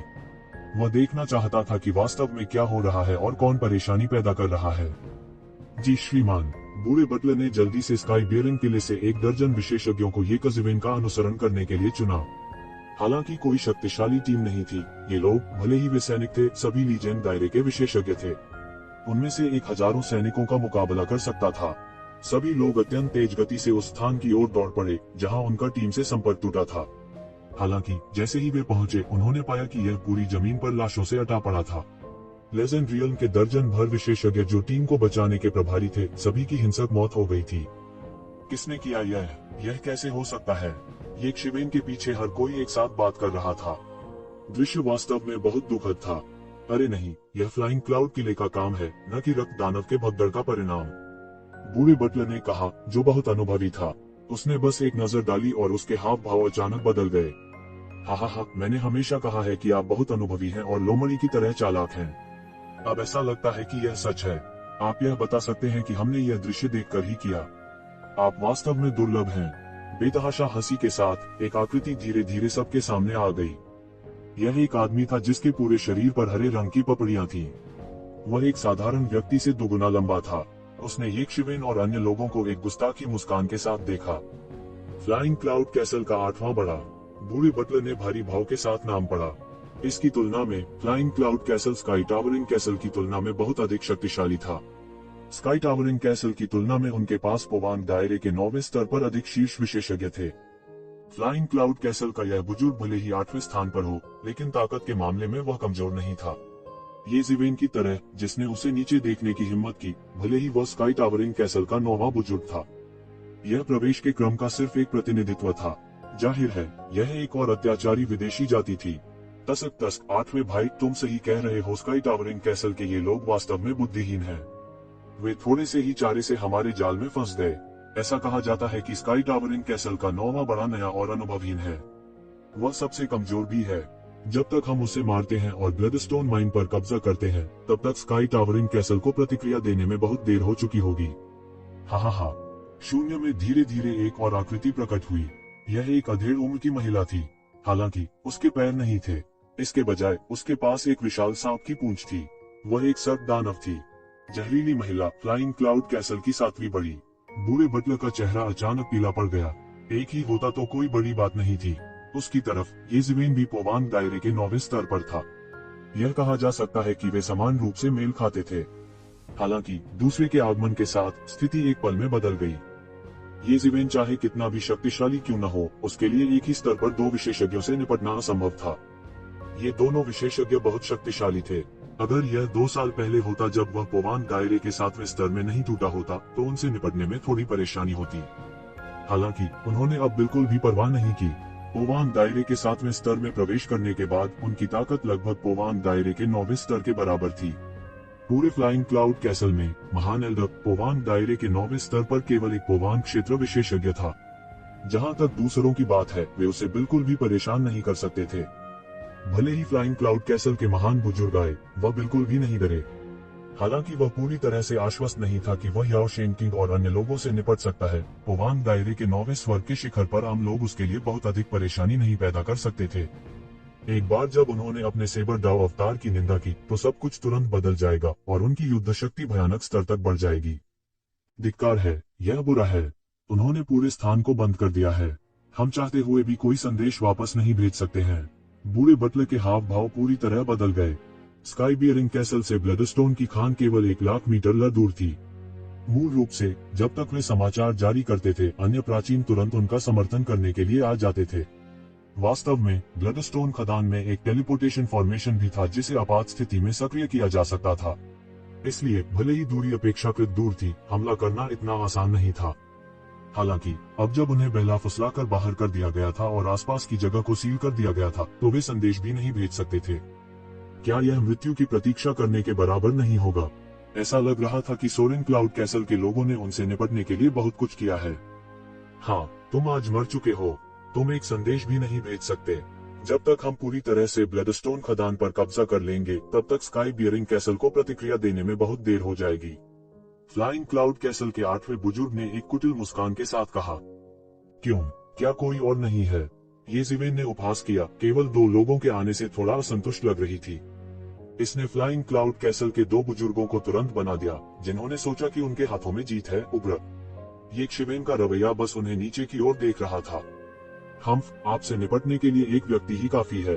फ्लाइंग क्लाउड कैसल के 7वें बुजुर्ग ने उपहास किया। वो अभी भी फ्लर्ट करने की कोशिश कर रहा था, लेकिन येज़िवेन की नजर में यह बेहद घिनौना था। क्या कोई और नहीं है? मैं बहुत निराश हूँ। येज़िवेन हंसी। इस समय आसपास और भी आकृतियां थी जो सभी मिथक स्वामी थी। हालांकि दोपोवान क्षेत्र के विशेषज्ञों की तुलना में तुलना करने के लिए कुछ भी नहीं था। आपका क्या मतलब है? फ्लाइंग क्लाउड कैसल के 8वें बुजुर्ग ने येज़िवेन को सतर्कता से देखा। न जाने उसका क्या मतलब था। क्योंकि अगर तुम दोनों ही नरक में जाओगे, तो क्या यह थोड़ा बहुत अकेला नहीं होगा? येज़िवेन ने एक कुटिल मुस्कान के साथ कहा। अच्छा लड़का, ठीक। फ्लाइंग क्लाउड कैसल का 8वां बुजुर्ग अचानक उग्र हो गया। उसके पूरे शरीर ने अचानक उस जगह को फाड़ दिया और एक पल में वो पहले ही येज़िवेन के सामने विस्फोट कर चुका था। उसने अपने अत्याचारी शरीर का उपयोग जबरदस्ती येज़िवेन को खाने के लिए किया। बूम! उसका बड़ा हाथ सीधे अंतरिक्ष से बाहर फैला हुआ था। वो येज़िवेन को मौत के घाट उतारना चाहता था। हालांकि उसकी शक्ति येज़िवेन के आसपास के क्षेत्र तक सीमित थी और उसके लिए येज़िवेन के शरीर को विस्फोट करने के लिए पारदर्शी बाधा की उस परत को भेदना असंभव था। यह कैसे संभव है? मैं अंतरिक्ष को कैसे नहीं तोड़ सकता? फ्लाइंग क्लाउड कैसल के 8वें बुजुर्ग अचानक स्तब्ध रह गए और एक पूरी तरह से अकल्पनीय अभिव्यक्ति प्रकट की। बहुत धीमी, बहुत धीमी। येज़िवेन ने उपहास किया और सीधे एक हाथ से पकड़ लिया। मौके पर मार्शल आर्ट की एक आश्चर्यजनक खून के रंग की दरार ने अंतरिक्ष को खोल दिया और तुरंत हवा को टुकड़ों में काट दिया। यह बहुत भयानक था। सोल क्रशिंग ब्लड पंजा। इस पंजे की शक्ति भयानक हद तक अत्याचारी थी। फ्लाइंग क्लाउड कैसल के विशेषज्ञ येज़िवेन के पंजे की ताकत से हैरान थे और वे इस पर विश्वास नहीं कर सके। फ्लाइंग क्लाउड कैसल के 8वें एल्डर के सामने येज़िवेन की सोल क्रशिंग ब्लड पंजा सीधे पकड़ लिया और देखा कि फ्लाइंग क्लाउड कैसल के 8वें एल्डर सीधे रक्षा की अनगिनत परतों और यहाँ तक एक छद्म दिव्य उपकरण कवच के साथ उभरा था। ऐसा कवच साधारण छद्म दिव्य उपकरणों की तुलना में बनाना अधिक कठिन था। टकराना। 5 अतुलनीय शक्तिशाली पंजे ने छद्म दिव्य उपकरण कवच को जबरन पकड़ लिया और एक कर्कश ध्वनि सुनाई दी। छद्म दिव्य उपकरण कवच, जो दुनिया के पतन के खिलाफ बचाव करने में सक्षम प्रतीत होता था, वास्तव में येज़िवेन की आत्मा को कुचलने वाले रक्त पंजे के नीचे इंच से इंच बिखर गया और फिर भयानक शक्ति सीधे फ्लाइंग क्लाउड कैसल के 8वें एल्डर पर गिर गई। बूम! एक भयानक मशरूम बादल धीरे धीरे ऊपर उठा और फ्लाइंग क्लाउड कैसल के 8वें एल्डर को मौके पर ही उड़ा दिया गया। यद्यपि उसका जीवन छद्म दिव्य कलाकृतियों के कवच द्वारा बचा लिया गया था और उसकी मौके पर ही मृत्यु नहीं हुई, फिर भी उसके शरीर पर एक बड़ा खूनी निशान बना हुआ था और वह दर्द से कराह उठा।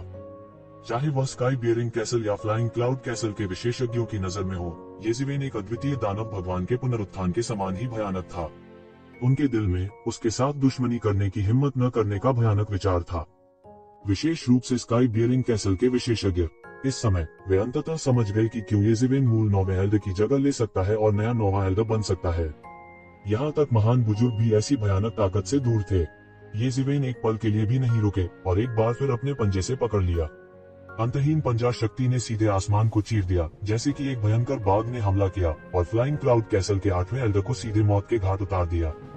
येज़िवेन की तुलना में, जिनकी युद्धक शक्ति पोवान दायरे के 9वें स्तर के शिखर के बराबर थी, 8वां एल्डर सिर्फ एक साधारण पोवान क्षेत्र विशेषज्ञ था।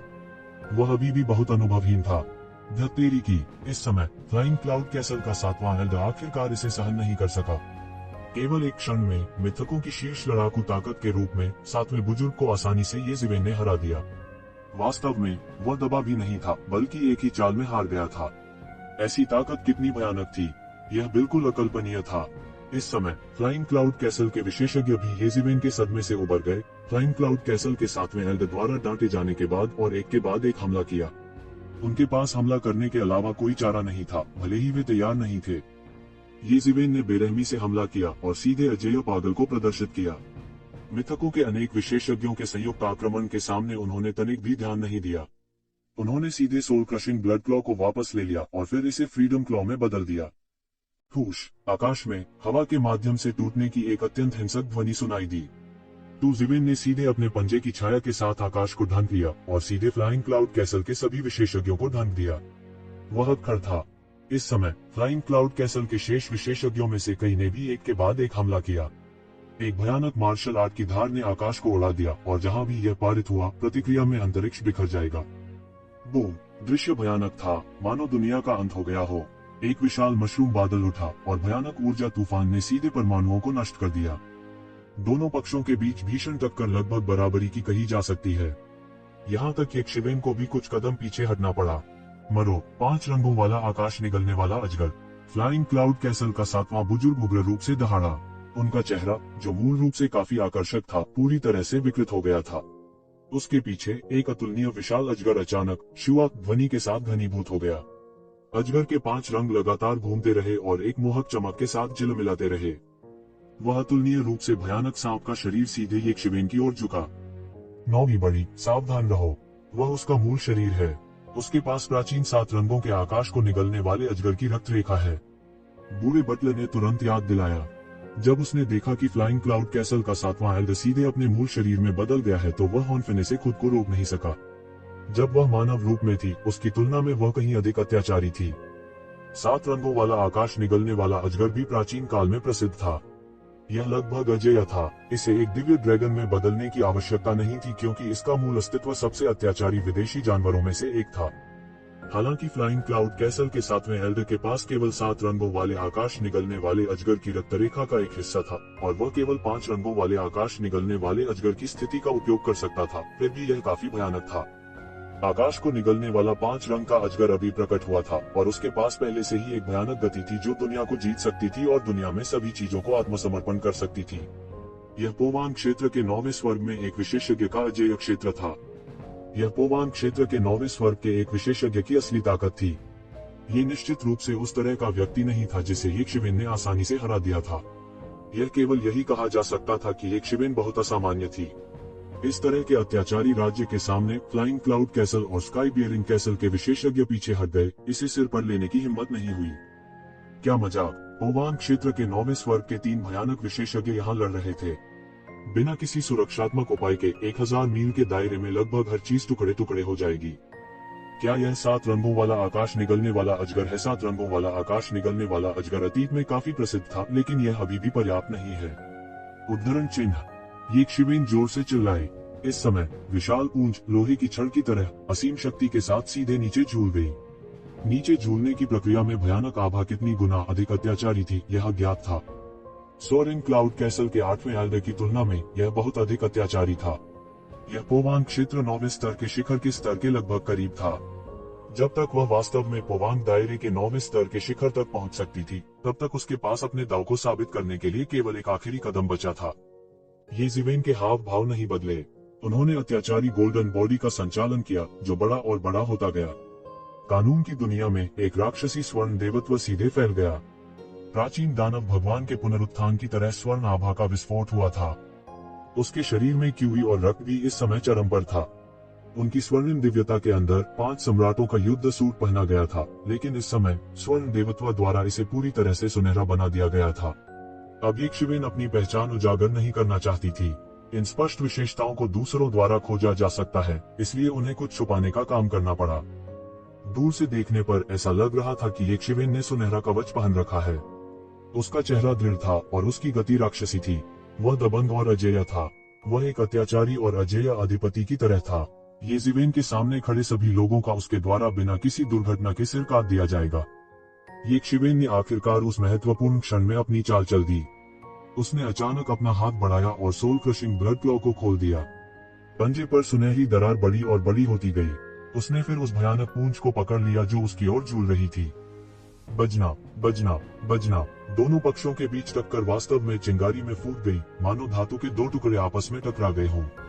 फिर असीम दिव्य प्रकाश फूट पड़ा, जिससे एक अतुलनीय शक्तिशाली अंतरिक्ष तूफान बन गया, जो तूफानी लहरों की तरह फैल गया। इस भयानक टक्कर के सामने 0 इंच दर इंच रह गया। पफ पफ को फ्लाइंग क्लाउड कैसल और स्काई बियरिंग कैसल के कुछ कमजोर विशेषज्ञों को उड़ान भरने के लिए भेजा गया था। वे खून के छींटे मारते रहे और उनकी आंखों में खौफ भर गया। उन्हें उम्मीद नहीं थी कि वे हमले के बाद का सामना भी नहीं कर पाएंगे। पोवांग का क्षेत्र और पोवांग के दायरे से नीचे का क्षेत्र पूरी तरह से अलग स्तर पर था। पोवांग के 9वें स्तर और पोवांग के 9वें स्तर के नीचे के दायरे के बीच का अंतर भी पूरी तरह से अलग था। यह दृश्य बहुत ही भयानक था। कोई लगभग शून्य में झूलती हुई मौलिक अराजकता को देख सकता था। ऐसा लग रहा था कि यह हमला ब्रह्मांड को भेदने में सक्षम है। सबकी आंखें फैल गईं, चाहे वह येज़ेवेन हो या फ्लाइंग क्लाउड कैसल का 7वां बुजुर्ग, दोनों असाधारण रूप से भयंकर थे। हालांकि हर कोई अभी भी देख सकता था कि इस हमले में एक शिवेन का पलड़ा भारी था। सबसे प्रत्यक्ष प्रमाण यह था कि फ्लाइंग क्लाउड कैसल के 7वें एल्डर को दर्जनों मील दूर उड़ते हुए भेजा गया था। हालांकि येज़ेवेन गतिहीन थी। फिर उसने एक कदम आगे बढ़ाया और प्रकाश की एक आश्चर्यजनक सुनहरी किरण में बदल गया। फिर वह उसे मारने के लिए फ्लाइंग क्लाउड कैसल के 7वें एल्डर की ओर दौड़ा। जब वह सरपट दौड़ता था तो उसके पास एक शानदार सेना की आभा थी, अंतहीन और चरम सीमा तक भयानक। इसे समाप्त करने का समय आ गया है। मरो, तू ज़िवेन ने बेहोश होकर कहा। फिर उसने अपना पैर सीधे फ्लाइंग क्लाउड कैसल के 7वें एल्डर की ओर बढ़ाया। उसने अंतरिक्ष को नष्ट कर दिया और फ्लाइंग क्लाउड कैसल के 7वें एल्डर के शरीर पर सीधे गिर गया, जो 5 रंगों के स्वर्ग निगलने वाले अजगर में बदल गया था। बूम! एक और भयानक शोर था और एक विशाल मशरूम बादल धीरे धीरे ऊपर उठा। पफ! फ्लाइंग क्लाउड कैसल का 7वां एल्डर अब और सहन नहीं कर सका। मुंह से खून के छींटे निकले और उसका पूरा शरीर जमीन पर गिर पड़ा। दूर से देखने पर ऐसा लग रहा था जैसे कोई बड़ा पहाड़ टूटकर गिर गया हो। पूरा मैदान कांप रहा था और एक बड़ी दरार दिखाई दे रही थी। फ्लाइंग क्लाउड कैसल का 7वां बुजुर्ग भी एक पल में गंभीर रूप से घायल हो गया। वह खून थूकती रही और उसका विशाल शरीर लगातार ऐंठता रहा। सब डर के मारे चुप हो गए और ठंडी हवा की सांस ली। फ्लाइंग क्लाउड कैसल का 7वां एल्डर भी फ्लाइंग क्लाउड कैसल में एक प्रसिद्ध अस्तित्व था। केवल इसलिए नहीं कि वह एक महिला थी, बल्कि इससे भी महत्वपूर्ण बात यह है कि उसकी ताकत फ्लाइंग क्लाउड कैसल के ग्रेट एल्डर के नीचे सबसे मजबूत में से एक थी। लेकिन अब वो एक शिवेन से आसानी से हार गई थी। यह क्या ही स्वर्ग को चुनौती देने वाली बात थी।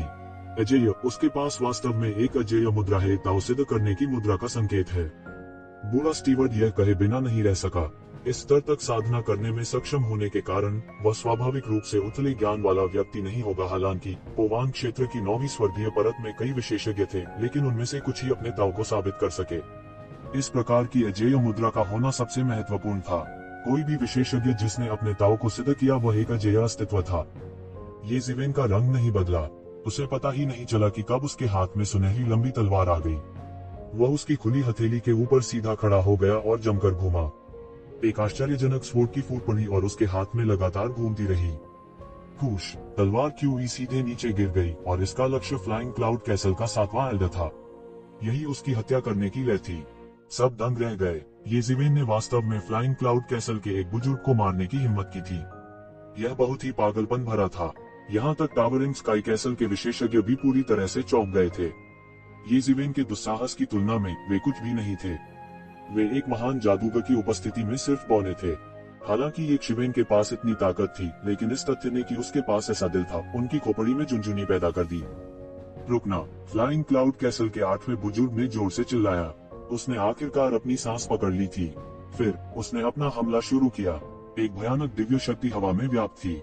ऐसा लग रहा था जैसे यह आकाश को गिरा सकता है और स्वर्ग की तिजोरी को हिला सकता है। अचानक एक विशाल झंडा उड़ गया। इसने एक शिवेन की ओर अनंत दिव्य चमक को बहा दिया। ऐसा लग रहा था मानो वह उसे चारों दिशाओं में झाड़ू देना चाहता हो। वह 8 डिवीजन दिव्य ध्वज है। बूढ़े बटलर ने कहा। 9वें बड़े, सावधान रहो, फ्लाइंग क्लाउड कैसल के महान बुजुर्ग 8 डिवीजन सेलेस्टियल फ्लैग का वाद्य यंत्र है। यह एक टूटा हुआ दिव्य यंत्र है। तुम्हें सावधान रहना चाहिए। वह अनुभवी और जानकार थे। उन्होंने अपनी शक्ति प्रदर्शित करने के लिए एक बार 8 डिवीजन आकाशीय ध्वज का निर्माण किया था। उस समय इसने उन्हें एक बहुत ही चौंकाने वाला झटका दिया। यह एक टूटा हुआ दिव्य यंत्र था। यह साधारण छद्म दैवीय उपकरणों की तुलना में बहुत अधिक अत्याचारी था। पूरे ध्वज को कानून की अनगिनत पंक्तियों से उकेरा गया था, जो एक अतुलनीय शक्तिशाली शक्ति को उत्तेजित करता था। अनंत दैवीय शक्ति उत्सर्जित हुई, जैसे कि कोई देवता पुनर्जीवित हो गया हो। यह कैसे संभव है? क्या आर्ट डिवीजन दिव्य ध्वज फ्लाइंग क्लाउड कैसल के महान बुजुर्ग का उपकरण नहीं है? इसे कभी भी उधार नहीं दिया गया है। इस समय इसे कैसे उधार दिया जा सकता है? ऐसा लगता है कि वे हमारे ब्लडस्टोन माइन को पाने के लिए दृढ़ हैं। लानत है, उनके पास पहले से ही ब्लडस्टोन की 2 खदानें हैं। वे अभी भी हमारे ब्लडस्टोन माइन को क्यों लूटना चाहते हैं? वे हमें एक कोने में धकेलने की कोशिश कर रहे हैं। ये ज़िवेन अभिव्यक्तिहीन थी। उसके पूरे शरीर में अनगिनत स्वर्ण देवियां प्रवाहित हो रही थी। उसने अपने हाथ में एक लंबी तलवार पकड़ी और सीधे आर्ट डिवीजन के सेलेस्टियल फ्लैग पर वार किया। झटका आकाश और आकाश के माध्यम से कट गया। यह जमीन पर टकराने वाले धूमकेतु के समान शानदार था। बूम! जोर से दबी आवाज थी, मानो सारा ब्रह्मांड हिल रहा था। यह एक चौंकाने वाली टक्कर थी। धुआं और धूल फैल गई। अनगिनत लोगों ने देखा और देखा कि भले ही इसने इस भयानक आघात का सामना किया था, आर्ट डिवीजन दिव्य ध्वज अभी भी सुरक्षित था। हालांकि ये ज़िवेन ने आर्ट डिवीजन दिव्य ध्वज के हमले को तोड़ दिया था। ऐसा लग रहा था कि वह इसके लिए कुछ नहीं कर सकता। हा, तुमने मुझे चौंका दिया, लेकिन यह बेकार है। हमारे महान बुजुर्ग के आर्ट डिवीजन दिव्य ध्वज को तोड़ना आपके लिए असंभव है। मैं मूल रूप से इसे किसी भी दुर्घटना को रोकने के लिए लाया था। मैं आपके बड़े बुजुर्ग से निपटने के लिए अली का उपयोग करना चाहता था, लेकिन ऐसा लगता है कि अब इसकी आवश्यकता नहीं है। आपसे निपटने के लिए यह पर्याप्त होना चाहिए। आप इस 8 मंडल वाले आकाशीय ध्वज के नीचे शांति से मर सकते हैं। फ्लाइंग क्लाउड कैसल का 8वां बुजुर्ग जोर से हंसा। शून्य में उन्होंने हाथ में झंडा थामा हुआ था। जैसे ही उन्होंने इसे लहराया, अनगिनत दिव्य किरणें फूट पड़ी और शून्य में एक विशाल मार्शल आर्ट धार में संघनित हो गयी। एक अद्वितीय गति के साथ ये एक शिवेन की ओर फटा। यह एक अत्यंत भयानक शक्ति थी। यह सीधे बह गया और शून्य में एक बड़ी दरार आ गई। दृश्य अकल्पनीय था। हा, यह हमारे सोरिंग क्लाउड कैसल के खिलाफ जाने का नतीजा है। आज आपको कोई नहीं बचा सकता। भाड़ में जाओ। फ्लाइंग क्लाउड कैसल का 8वां एल्डर मुस्कुराया। वह एक शिवेन को मरते हुए देखना चाहता था, लेकिन उसकी अभिव्यक्ति तुरंत बदल गई। उसने देखा कि मार्शल आर्ट की धार सीधे ये ज़िवेन के शरीर पर फूट रही थी, लेकिन ऐसा लग रहा था कि यह एक शक्तिशाली शक्ति द्वारा अवशोषित कर ली गई है। यह वास्तव में उसे बिल्कुल भी नुकसान नहीं पहुंचा सकता था। यह कैसे संभव है? यह असंभव है। आप आर्ट डिवीजन दिव्य ध्वज की बमबारी को कैसे रोक सकते हैं? उसने अविश्वास में अपने सामने के दृश्य को देखा। ये ज़िवेन ने सीधे इस भयानक धारा को रोक दिया था। इस खौफनाक मंजर को देखकर कई लोगों को ऐसा लगा कि वे बेहोश होने वाले हैं। क्या वह अब भी इंसान था? क्या वह किसी प्रकार का राक्षस था? एक क्षतिग्रस्त दिव्य कलाकृति। यद्यपि ऐसा प्रतीत होता है कि यह क्षतिग्रस्त हो गया था, यह कुछ ऐसा नहीं था जिसकी तुलना सामान्य लोग कर सकें। वास्तव में यह छद्म दिव्य कलाकृति से भी अधिक भयानक था। दिन के अंत में एक छद्म ईश्वरीय कलाकृति एक सच्ची दिव्य कलाकृति नहीं थी। दूसरी ओर एक क्षतिग्रस्त दैवीय कलाकृति एक सच्ची दिव्य कलाकृति थी। सामान्य लोग कैसे एक दिव्य कलाकृति के खिलाफ लड़ सकते हैं जिसके पास दिव्य शक्ति है? यह अविश्वसनीय था कि एक शिवेन इसे सीधे ले सकती थी। मैं देख रहा हूँ, यह वास्तव में बहुत शक्तिशाली है, लेकिन यह अफसोस की बात है कि यह आपके हाथों में है। ये ज़िवेन ने हल्के से कहा। तुमने क्या कहा? मरो। फ्लाइंग क्लाउड कैसल का 8वां बुजुर्ग हैरान और गुस्से में था। उसने हाथ में झंडा लहराया। बूम! दिव्य शक्ति की एक और लहर आकाश में उठी। ये ज़िवेन के शरीर के भीतर एक समान रूप से शक्तिशाली दिव्य शक्ति उठी। आर्ट डिवीजन दिव्य क्षेत्र ध्वज की अंतहीन दिव्य शक्ति का जबरन विरोध किया। दिव्य उपकरण, यह वास्तव में एक और दिव्य उपकरण है। कई पौराणिक गुरुओं को लगा कि वे पागल हो रहे हैं। भले ही वे पौराणिक गुरु हों, हर किसी को एक वास्तविक दिव्य उपकरण देखने का अवसर नहीं मिला। भले ही यह एक अधूरा दैवीय उपकरण था, यह ऐसा कुछ नहीं था जिससे वे बिल्कुल भी मुकाबला कर सकें। यदि यह एक पूर्ण दैवीय उपकरण होता, तो उन दोनों के लिए इसे सक्रिय करना आसान नहीं होता। हालांकि यदि यह केवल एक अधूरा दैवीय उपकरण था, तब भी वे इसकी महान शक्ति को पूरी तरह से सक्रिय कर सकते थे। Boom boom boom! 2 अतुलनीय शक्तिशाली अधूरे दिव्य उपकरण आकाश में उठे और आकाश के ऊपर भयंकर रूप से टकराए। परमात्मा भयंकर रूप से टकराया। अनंत दिव्य प्रकाश फूट पड़ा। मरना। इस समय फ्लाइंग क्लाउड कैसल का 7वां एल्डर अचानक जमीन से बाहर कूद गया। उसने अपनी कीवी और रक्त को प्रज्वलित किया और अचानक ये ज़िवेन पर हमला कर दिया। नाली का कीड़ा। बूढ़ा बटलर चिल्लाए बिना नहीं रह सका, लेकिन यह बेकार था। हालांकि फ्लाइंग क्लाउड कैसल का 7वां बुजुर्ग, जो 5 रंगों वाले आकाश निगलने वाले अजगर में बदल गया था, उसे ये ज़िवेन ने पीटा था। इसका मतलब यह नहीं था कि वह कमजोर था। ये सिर्फ इतना था कि एक शिवेन बहुत मजबूत थी। एक पल में आकाश निगलने वाले 5 रंगों वाले अजगर ने सीधे अपना मुंह खोल दिया और उसके मुंह में अनगिनत उतार चढ़ाव आने लगे। एक पल में एक 5 रंगों की धारा सीधे एक शिवेन की ओर फटी। आपको लगता है कि आप मुझे चोट पहुंचा सकते हैं? ये ज़िवेन की आंखें गुस्से से फैल गईं। वह बिल्कुल नहीं डरा। उसने सीधे शून्य से एक अद्भुत तलवार की आभा पकड़ ली। तलवार की अद्भुत मंशा के सहारे तलवार का प्रभामंडल झट से फटी हुई पंचरंगी धार की ओर झपटा। बूम! तलवार सिद्धांत और 5 रंगों का प्रकाश हवा में बह निकला, शून्य को तोड़ते हुए सीधे परिवेश को अराजकता के ढेर में बदल दिया। यह वास्तव में भयानक युद्ध था। दोनों पक्ष चरम सीमा तक लड़े थे, एक दूसरे को पीछे हटने का कोई मौका नहीं दे रहे थे। ये ज़िवेन का पूरा शरीर सुनहरी रोशनी से ढका हुआ था, एक सुनहरे अधिपति की तरह। राक्षसी आध्यात्मिक शक्ति और सुनहरी क्यूई और खून से रंगी पूरी दुनिया। वह सीधे आसमान में निगलने वाले 5 रंगों वाले अजगर की ओर झपटा।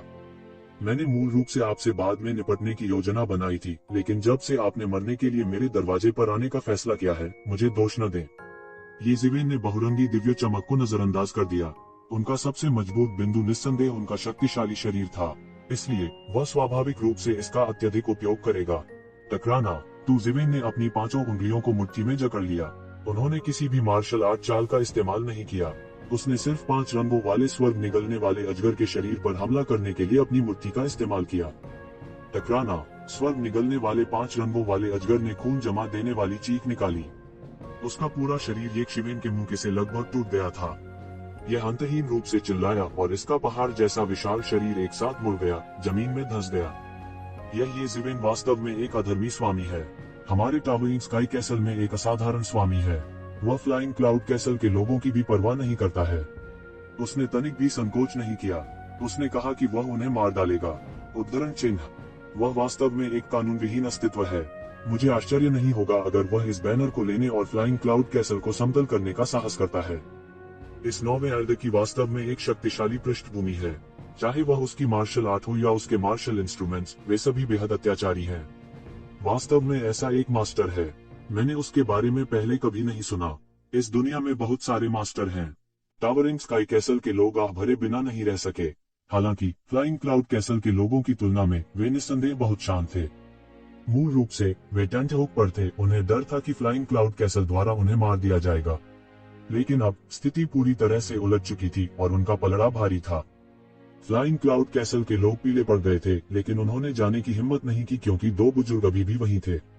इसके अलावा टावरिंग स्काई कैसल के कई स्वामी उन्हें घूर रहे थे, उन्हें भागने नहीं दे रहे थे। फ्लाइंग क्लाउड कैसल के इन आकाओं के हाथों वे लगभग मर गए। टावरिंग स्काई कैसल के ये स्वामी अच्छे मूड में कैसे हो सकते हैं? अब जब स्थिति उलट चुकी थी तो वे उन्हें कैसे भागने दे सकते थे? ये ज़िवेन ने एक मुक्के से 5 रंगों वाले अजगर को लगभग मार ही डाला था। दूसरी तरफ फ्लाइंग क्लाउड कैसल के 8वें बुजुर्ग ने पागलों की तरह एक ज़िवेन पर हमला किया। वह अच्छी तरह से जानता था कि अगर वह अकेला होता तो सबसे अधिक संभावना है कि वह एक ज़िवेन के हाथों मर जाएगा। वह एक ज़िवेन को जाने नहीं दे सकता था। उनके हाथ में 8 विभाजन का दिव्य ध्वज लगातार लहरा रहा था। अनगिनत अराजक प्रभामंडल फेंके गए, आकाश को ढंक रहे थे और राक्षसी लहरों की तरह पृथ्वी को ढंक रहे थे। यह अतुलनीय रूप से भयानक था और सीधे शून्य को टुकड़ों में तोड़ दिया। ये ज़िवेन ने बिल्कुल भी हार नहीं मानी। उनके हाथ में डेविल बेकनिंग बैनर भी लगातार लहरा रहा था। सुनहरी जीवन शक्ति लगातार बढ़ रही थी, जैसे तूफानी लहरें उसके शरीर को धो रही हों। मध्य हवा में वह लगातार 8 डिवीजन टर्बिड हेवन फ्लैग पर हमला कर रहा था, बिल्कुल भी नहीं दे रहा था। बस इतना ही है, मरो। ये ज़िवेन ने सीधे शून्य में एक कदम उठाया। वह आखिरकार अब और इंतजार नहीं कर सका। वह फ्लाइंग क्लाउड कैसल के 8वें एल्डर के साथ चीजों को समाप्त करना चाहता था। उसके पूरे शरीर का प्रभामंडल आकाश और पृथ्वी को अवरुद्ध करते हुए उछला। उन्हें डेमन कॉलिंग बैनर द्वारा संरक्षित किया गया था। शैतान का प्रभामंडल जो लगातार फूट पड़ा, 8 विभाजन दिव्य ध्वज के अराजक प्रभामंडल से टकराया। डेमन कॉलिंग बैनर की शक्ति उसके हाथों में चरम सीमा पर लौट आई थी। जहां तक ज़िवेन की बात है तो उसने लापरवाही से सोल क्रशिंग ब्लड पंजा पकड़ लिया। हर बार सोल क्रशिंग ब्लड क्लॉ ने अराजक आभा के एक बड़े क्षेत्र को नष्ट कर दिया। उसने फ्लाइंग क्लाउड कैसल के 8वें एल्डर पर हमला करना जारी रखा। मैं तुम्हारे साथ लड़ूंगा। मुझे विश्वास नहीं होता कि 8 डिवीजन वाला दिव्य ध्वज तुमसे भी बुरा है। फ्लाइंग क्लाउड कैसल के 8वें बुजुर्ग ने दांत पीसते हुए कहा। उसने सोचा था कि इस बार वह जीत जाएगा। कौन जानता था कि ऐसी अप्रत्याशित घटना होगी। उसे ये ज़िवेन के हाथों एक बड़ा नुकसान होने वाला था। यदि यह जारी रहा तो उसके लिए पीट कर मार डालना बहुत सामान्य बात होगी। उनका मानना कि फ्लाइंग क्लाउड कैसल को जल्द ही खबर मिलेगी और वह भाग जाएगा। आखिरकार वे केवल सैकड़ों हजारों मील दूर थे। यह खबर कि उसने 8 डिवीजन वाले आकाशीय झंडे का इस्तेमाल किया था जल्द ही फ्लाइंग क्लाउड कैसल के महान बुजुर्ग तक पहुंच जाएगा। उस समय फ्लाइंग क्लाउड कैसल को जल्द ही पता चल जाना चाहिए कि वह बड़ी मुसीबत में था। हालांकि इस बात की बहुत संभावना थी कि वह अपना चेहरा खो देंगे और मिशन को पूरा करना उनके लिए असंभव होगा। अभी के लिए अपने जीवन को बचाना किसी भी चीज से अधिक महत्वपूर्ण था। मिशन और जैसा कुछ नहीं था। हालांकि बड़ी समस्या यह थी कि यह स्थान स्काई बियरिंग कैसल से केवल सैकड़ों हजारों मील दूर था। इस तरह के एक तीव्र युद्ध में जो भी आभा अलगाव गठन उसने पहले स्थापित किया था वह प्रभावी था। इस समय स्काई बियरिंग कैसल को जल्द ही खबर मिलनी चाहिए और भाग जाना चाहिए। फिर भी उन्हें उम्मीद थी कि स्काई बियरिंग कैसल से कुछ और लोग जल्दी आएंगे। कम से कम उन लोगों को पता होगा कि फ्लाइंग क्लाउड कैसल शक्तिशाली था और उनके साथ लापरवाही से निपटने की हिम्मत नहीं करेगा। हालांकि उसके सामने इस लड़के ने बिल्कुल भी परवाह नहीं की। जैसा कि कहा जाता है, अहंकारी मूर्ख से डरते हैं और मूर्ख लापरवाह से डरते हैं।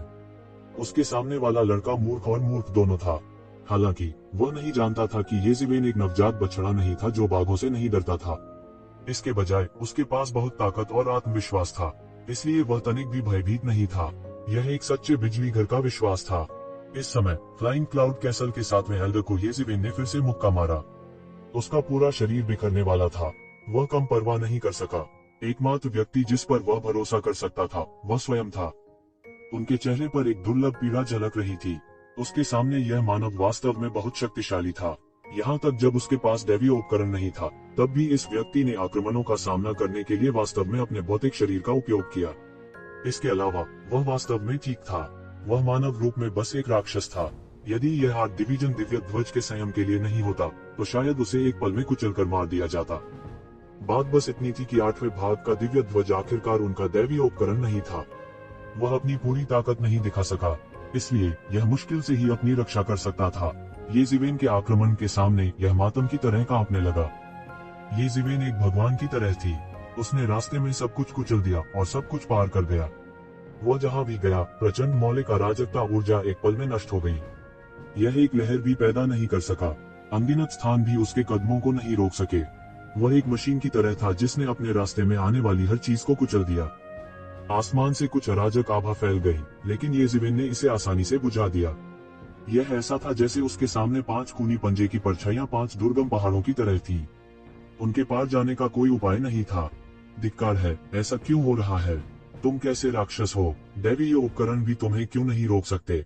फ्लाइंग क्लाउड कैसल के 8वें एल्डर ने आखिरकार डरावनी नजर दिखाई। उसका चेहरा पहले से ही पीला पड़ गया था। अपने कौशल से उनके लिए एक दिव्य उपकरण को सक्रिय करना बहुत कठिन था जो उनका अपना नहीं था। इतनी भीषण लड़ाई का तो कहना ही क्या। उसके शरीर में उत्पन्न वास्तविक तात्विक ऊर्जा उसकी खपत के साथ नहीं रह सकती थी। इसके विपरीत येज़ेबेल, जो एक दैवीय उपकरण को भी सक्रिय कर रहा था, उसके शरीर में वास्तविक मौलिक ऊर्जा बढ़ रही थी। यह एक लंबी नदी की तरह थी जो तेजी से निकल रही थी और लापरवाही से छींटे मार रही थी। वह सिर्फ एक राक्षस था। पोवान क्षेत्र के 7वें स्तर पर एक योद्धा वास्तव में उससे अधिक गहरा था। पोवान क्षेत्र के 9वें स्तर पर एक मास्टर। येज़ेबेल ने उपहास किया और कहा, यदि यह एक वास्तविक दिव्य उपकरण है तो बेशक यह मुझे रोक सकता है, लेकिन आप अभी भी इससे दूर हैं। उसके हाथ एक चक्की की तरह थे जो फ्लाइंग क्लाउड कैसल के 8वें एल्डर के सभी भ्रमों और प्रयासों को कुचलते हुए दुनिया को नष्ट कर सकता था।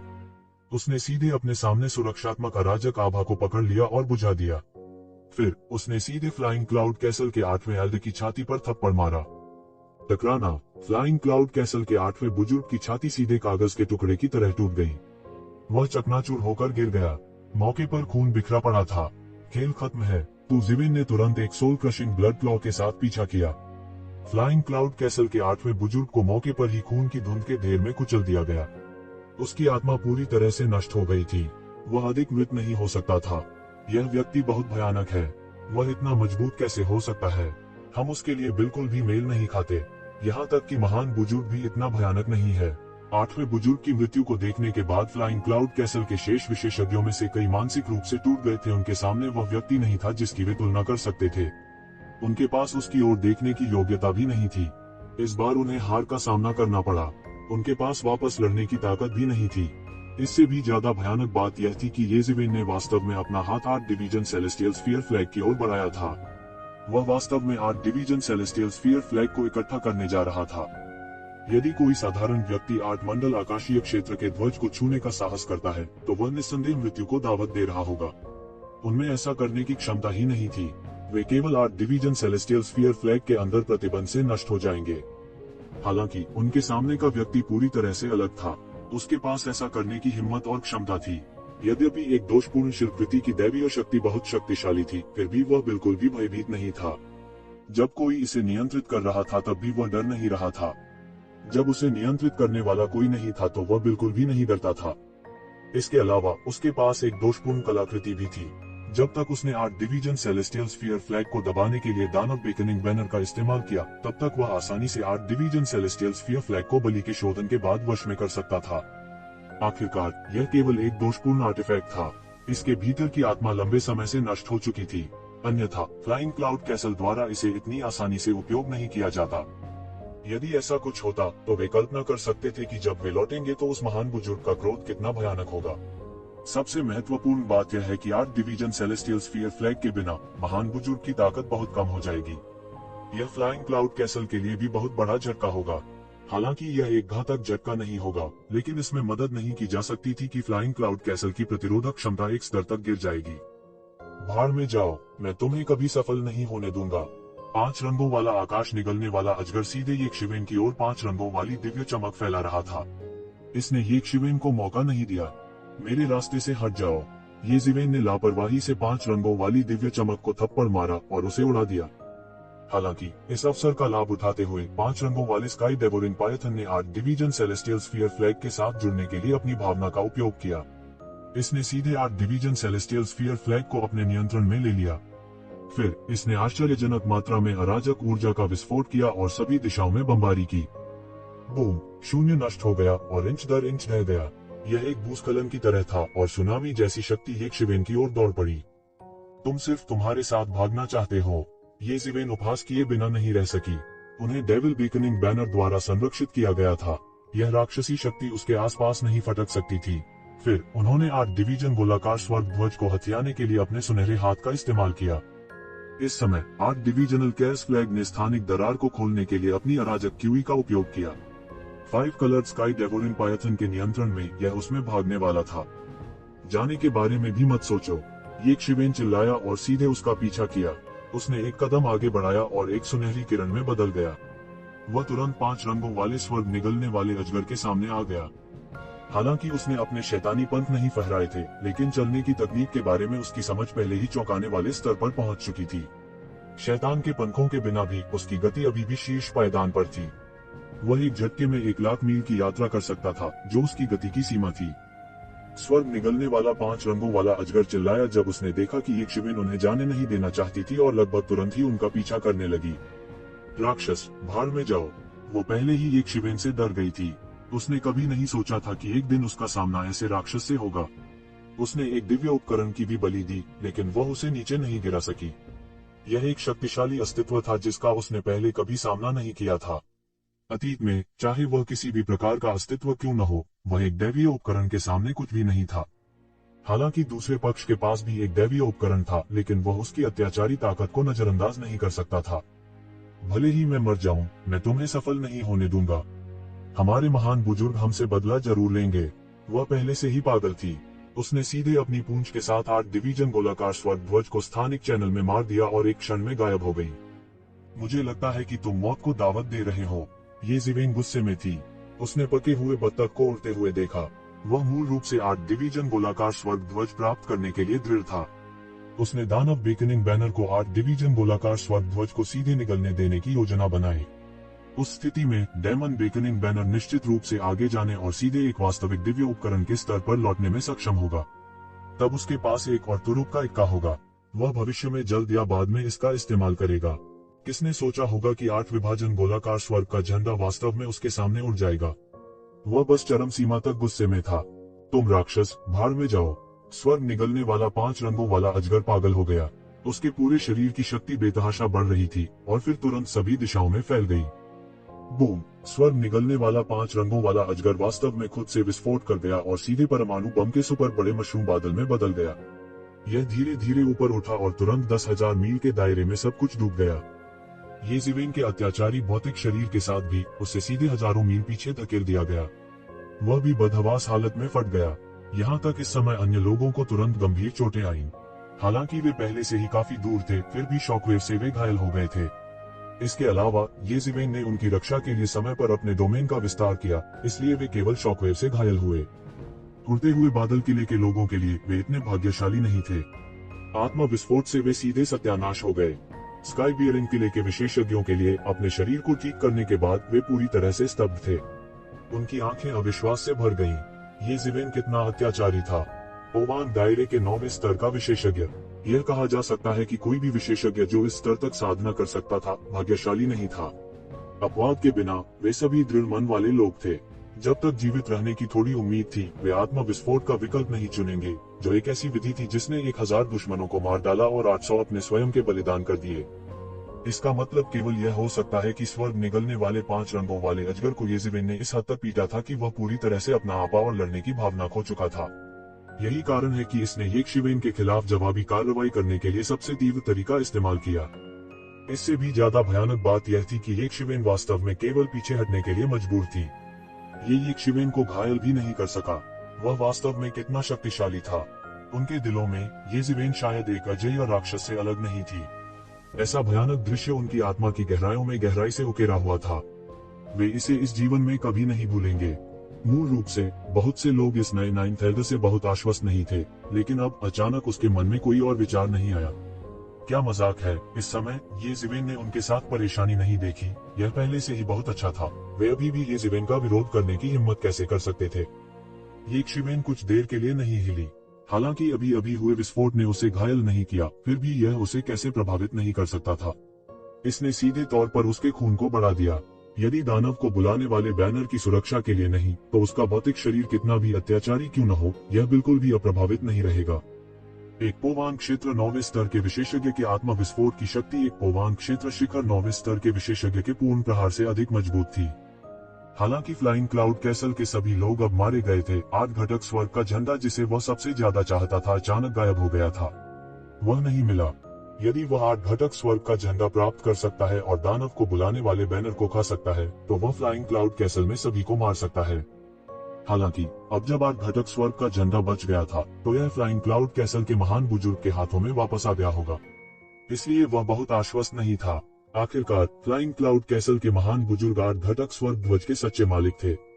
उनके हाथों में 8 घटक स्वर्ग ध्वज जो शक्ति प्रदर्शित कर सकता था, वह फ्लाइंग क्लाउड कैसल के 8वें एल्डर की शक्ति से कहीं अधिक थी। इसके अलावा फ्लाइंग क्लाउड कैसल के महान बुजुर्ग की ताकत शायद वर्तमान येज़िवेन से नीच नहीं थी। हालांकि वह डरता नहीं था, वह वास्तव में फ्लाइंग क्लाउड कैसल के महान बुजुर्ग के लिए कुछ नहीं कर सकता था। वह अभी के लिए फ्लाइंग क्लाउड कैसल से निपटने का विचार छोड़ सकता था। इसके अलावा दोनों पक्षों के बीच कोई रंजिश नहीं थी। उनकी सर्वोच्च प्राथमिकता अब कृपाण दाओ अवतार को संघनित करना था। जब तक उनके पास कृपाण दाओ अवतार है, तब तक कोई भी शक्तिशाली शत्रु उनका मुकाबला नहीं कर पाएगा। चलो वापस चलते हैं। 7 रंगों वाले आसमानी भक्षक अजगर के स्वर विस्फोट के कारण यह स्थान सीधे बढ़ गया। फसल बिल्कुल नहीं हुई। येज़िवेन ही उन्हें पहले ब्लडस्टोन माइन में वापस ला सकते थे। खबर जितनी तेजी से फैल सकती थी। स्काई बियरिंग फोर्ट्रेस और फ्लाइंग क्लाउड फोर्ट्रेस के लोग न केवल हैरान थे, बल्कि आसपास के सभी लोग भी हैरान थे। किसी को उम्मीद नहीं थी कि चीजें इस तरह से बदल जाएंगी। फ्लाइंग क्लाउड कैसल आक्रामक रूप से स्काई बियरिंग कैसल की ब्लडस्टोन खदान को छीनने की कोशिश कर रहा था। सबसे पहले जब उन्होंने खबर सुनी तो सभी को केवल एक ही एहसास हुआ, स्काई बियरिंग कैसल समाप्त हो गया। यह कहे बिना चला गया कि स्काई बियरिंग किले के लिए ब्लडस्टोन माइन कितना महत्वपूर्ण था। यह अत्यंत महत्वपूर्ण था और इसे इसकी जीवन रेखा, इसका स्रोत भी कहा जा सकता है। इस ब्लडस्टोन माइन के बिना स्काई बियरिंग फोर्ट्रेस अब अपने दम पर खड़ा नहीं हो पाएगा। बहुत से लोग यह भी सोच रहे थे कि क्या स्काई बियरिंग कैसल वास्तव में नष्ट होने वाला है। ब्लडस्टोन खदान के बिना भले ही फ्लाइंग क्लाउड कैसल के लोग थोड़ी देर के लिए हमला नहीं करते, स्काई बियरिंग कैसल लंबे समय तक टिक नहीं पाएगा। यह स्वाभाविक रूप से ढह जाएगा। यह पहली बार नहीं था जब ऐसी स्थिति हुई थी। हालांकि बाद में आई इस खबर ने उन्हें पूरी तरह से झकझोर कर रख दिया। यह भी कहा जा सकता है कि वे थोड़े गूंगे थे। डेडली यंग मास्टर नामक एक व्यक्ति कहीं से भी प्रकट हुआ था और फ्लाइंग क्लाउड कैसल के 2 विशेषज्ञों को एक पल में मार डाला था। इसके अलावा वेपोवान क्षेत्र के 9वें स्तर पर 2 शीर्ष विशेषज्ञ थे। भले ही सोरेन क्लाउड कैसल के लोग पूरी तरह से खत्म हो गए थे और किसी को भी सही स्थिति का पता नहीं था, हर कोई स्पष्ट था कि इतनी ताकत रखने वाले मिस्टर डेडली की ताकत उनकी कल्पना से बहुत परे थी। एक अद्वितीय विशेषज्ञ धीरे धीरे ऊपर उठा। यंग मास्टर किलर नाम एक ही रात में पूरे क्षेत्र में फैल गया। सब जानते थे कि ऐसा निर्दयी चरित्र आ गया है। रक्त जेल में भी पोवान क्षेत्र 9वें स्वर्ग के विशेषज्ञ अभी भी अल्पसंख्यकों में अल्पसंख्यक थे। उन्हें केवल एक फीनिक्स पंख और एक गेंडा सींग के अस्तित्व के रूप में माना जा सकता है। उनमें से किसी एक के गिरने को एक बड़ी घटना माना जाता था जिस पर अनगिनत लोगों ने ध्यान दिया। और क्या उनमें से 2 एक ही बार में गिर गए थे? यह वास्तव में एक बड़ी घटना थी। बढ़ते बादल किले को भी आसपास के क्षेत्रों में एक शक्तिशाली बल माना जाता था। पोवान दायरे 9वें स्वर्ग के 15 शक्तिशाली विशेषज्ञों की रखवाली के साथ उन्हें किसी भी चुनौती का सामना करने का पूरा भरोसा था। चाहे वह अन्य गुटों के योद्धा हो, रक्त जेल में सर्वव्यापी रक्त दानव हो या रक्त दानव ज्वार हो, उनमें से किसी ने भी उनके लिए वास्तविक खतरा उत्पन्न नहीं किया। जब तक दाव पुष्टिकरण स्तर के विशेषज्ञ कार्रवाई नहीं कर रहे होते, अन्यथा यह समस्या नहीं होती। इस बार उन्हें भारी नुकसान हुआ है। पोवान क्षेत्र 9वें स्वर्ग के 2 विशेषज्ञ गिर गए थे। बहरहाल यह कहा जा सकता है कि उनकी जीवटता को बहुत नुकसान हुआ है। इससे भी भयानक बात यह थी कि इन 2 अद्वितीय विशेषज्ञों को अकेले यंग मास्टर लाइफ स्टीलर ने मार डाला था। यह ऐसा था जैसे उसने कोई प्रयास नहीं किया था। हालांकि वह सटीक विवरण नहीं जानता था। यह तथ्य कि सोरेन क्लाउड कैसल समय पर सुदृढ़ीकरण भेजने में सक्षम नहीं था, यह बताने के लिए पर्याप्त था कि लड़ाई शायद बहुत जल्दी समाप्त हो गई थी। इससे यह भी साबित हो सकता था कि एक शिवेन कितना भयानक था। वह वास्तव में इतने कम समय में पोवान क्षेत्र 9वें स्वर्ग के 2 विशेषज्ञों को मार सकता था। हालांकि स्काई बियरिंग किले में येजिवेन के मजबूत प्रदर्शन को खोदा गया था, यह सब बहुत सामान्य लग रहा था। स्काई बियरिंग किले के मूल 9वें एल्डर को भी उसने आसानी से सूखे मातम को कुचलने और सड़ी हुई लकड़ी को तोड़ने के रूप में हराया था। यह कहा जा सकता है कि यह लगभग सहज था। ऐसा लगता है कि उसके द्वारा 2 विशेषज्ञों की लापरवाही से देखभाल करने की बात शायद झूठ नहीं थी। इसके बाद और भी चौंकाने वाली खबरें सामने आईं। उस समय बढ़ते बादल किले के 2 बुजुर्ग दोषपूर्ण दिव्य उपकरण के साथ अभियान पर गए। एक दोषपूर्ण दिव्य उपकरण के साथ पोवान क्षेत्र 9वें स्वर्ग के 2 विशेषज्ञों का सामना करते हुए वे एक ही समय में इस स्तर के कम से कम 3 से 4 विशेषज्ञों को मार सकते थे। किसी को पता होना चाहिए कि कुल मिलाकर स्काई बियरिंग किले में केवल 9 विशेषज्ञ थे। यहाँ आधे लोगों को जगह की रखवाली के लिए भेजना असंभव था। ऐसा इसलिए था क्योंकि स्काई बियरिंग किले को अभी भी इसकी रखवाली के लिए लोगों की जरूरत थी और ज्यादातर समय उन्हें अभी भी खेती करने की जरूरत थी। इसलिए इस बार विजय अभियान को सफल होने के लिए निर्धारित किया जा सकता है, जिसमें विफलता की कोई संभावना नहीं है। लेकिन परिणाम अभी भी ऐसा ही था, एक विफलता। ये शिवेन के बारे में सभी का मूल्यांकन अचानक एक नए स्तर पर पहुंच गया। यह कुछ ऐसा नहीं था जिसे एक साधारण पोवान 9वें स्तर का विशेषज्ञ हासिल कर सकता था। ज्यादातर लोगों की राय में येजिवेन की तुलना फ्लाइंग क्लाउड कैसल के महान बुजुर्ग से भी की जा सकती है। वह मूल रूप से इस क्षेत्र में सबसे अत्याचारी अस्तित्व था। हालांकि वह अचानक वह व्यक्ति बन गया था जिसे हर कोई भड़काने का जोखिम नहीं उठा सकता था। इस तरह के एक प्रतिद्वंद्वी को हराने या यहाँ तक मारने के लिए उन्हें जीत की संभावना की गारंटी देने के लिए पोवान दायरे के 9वें स्वर्ग में कम से कम 3 से 5 अस्तित्वों की आवश्यकता होगी।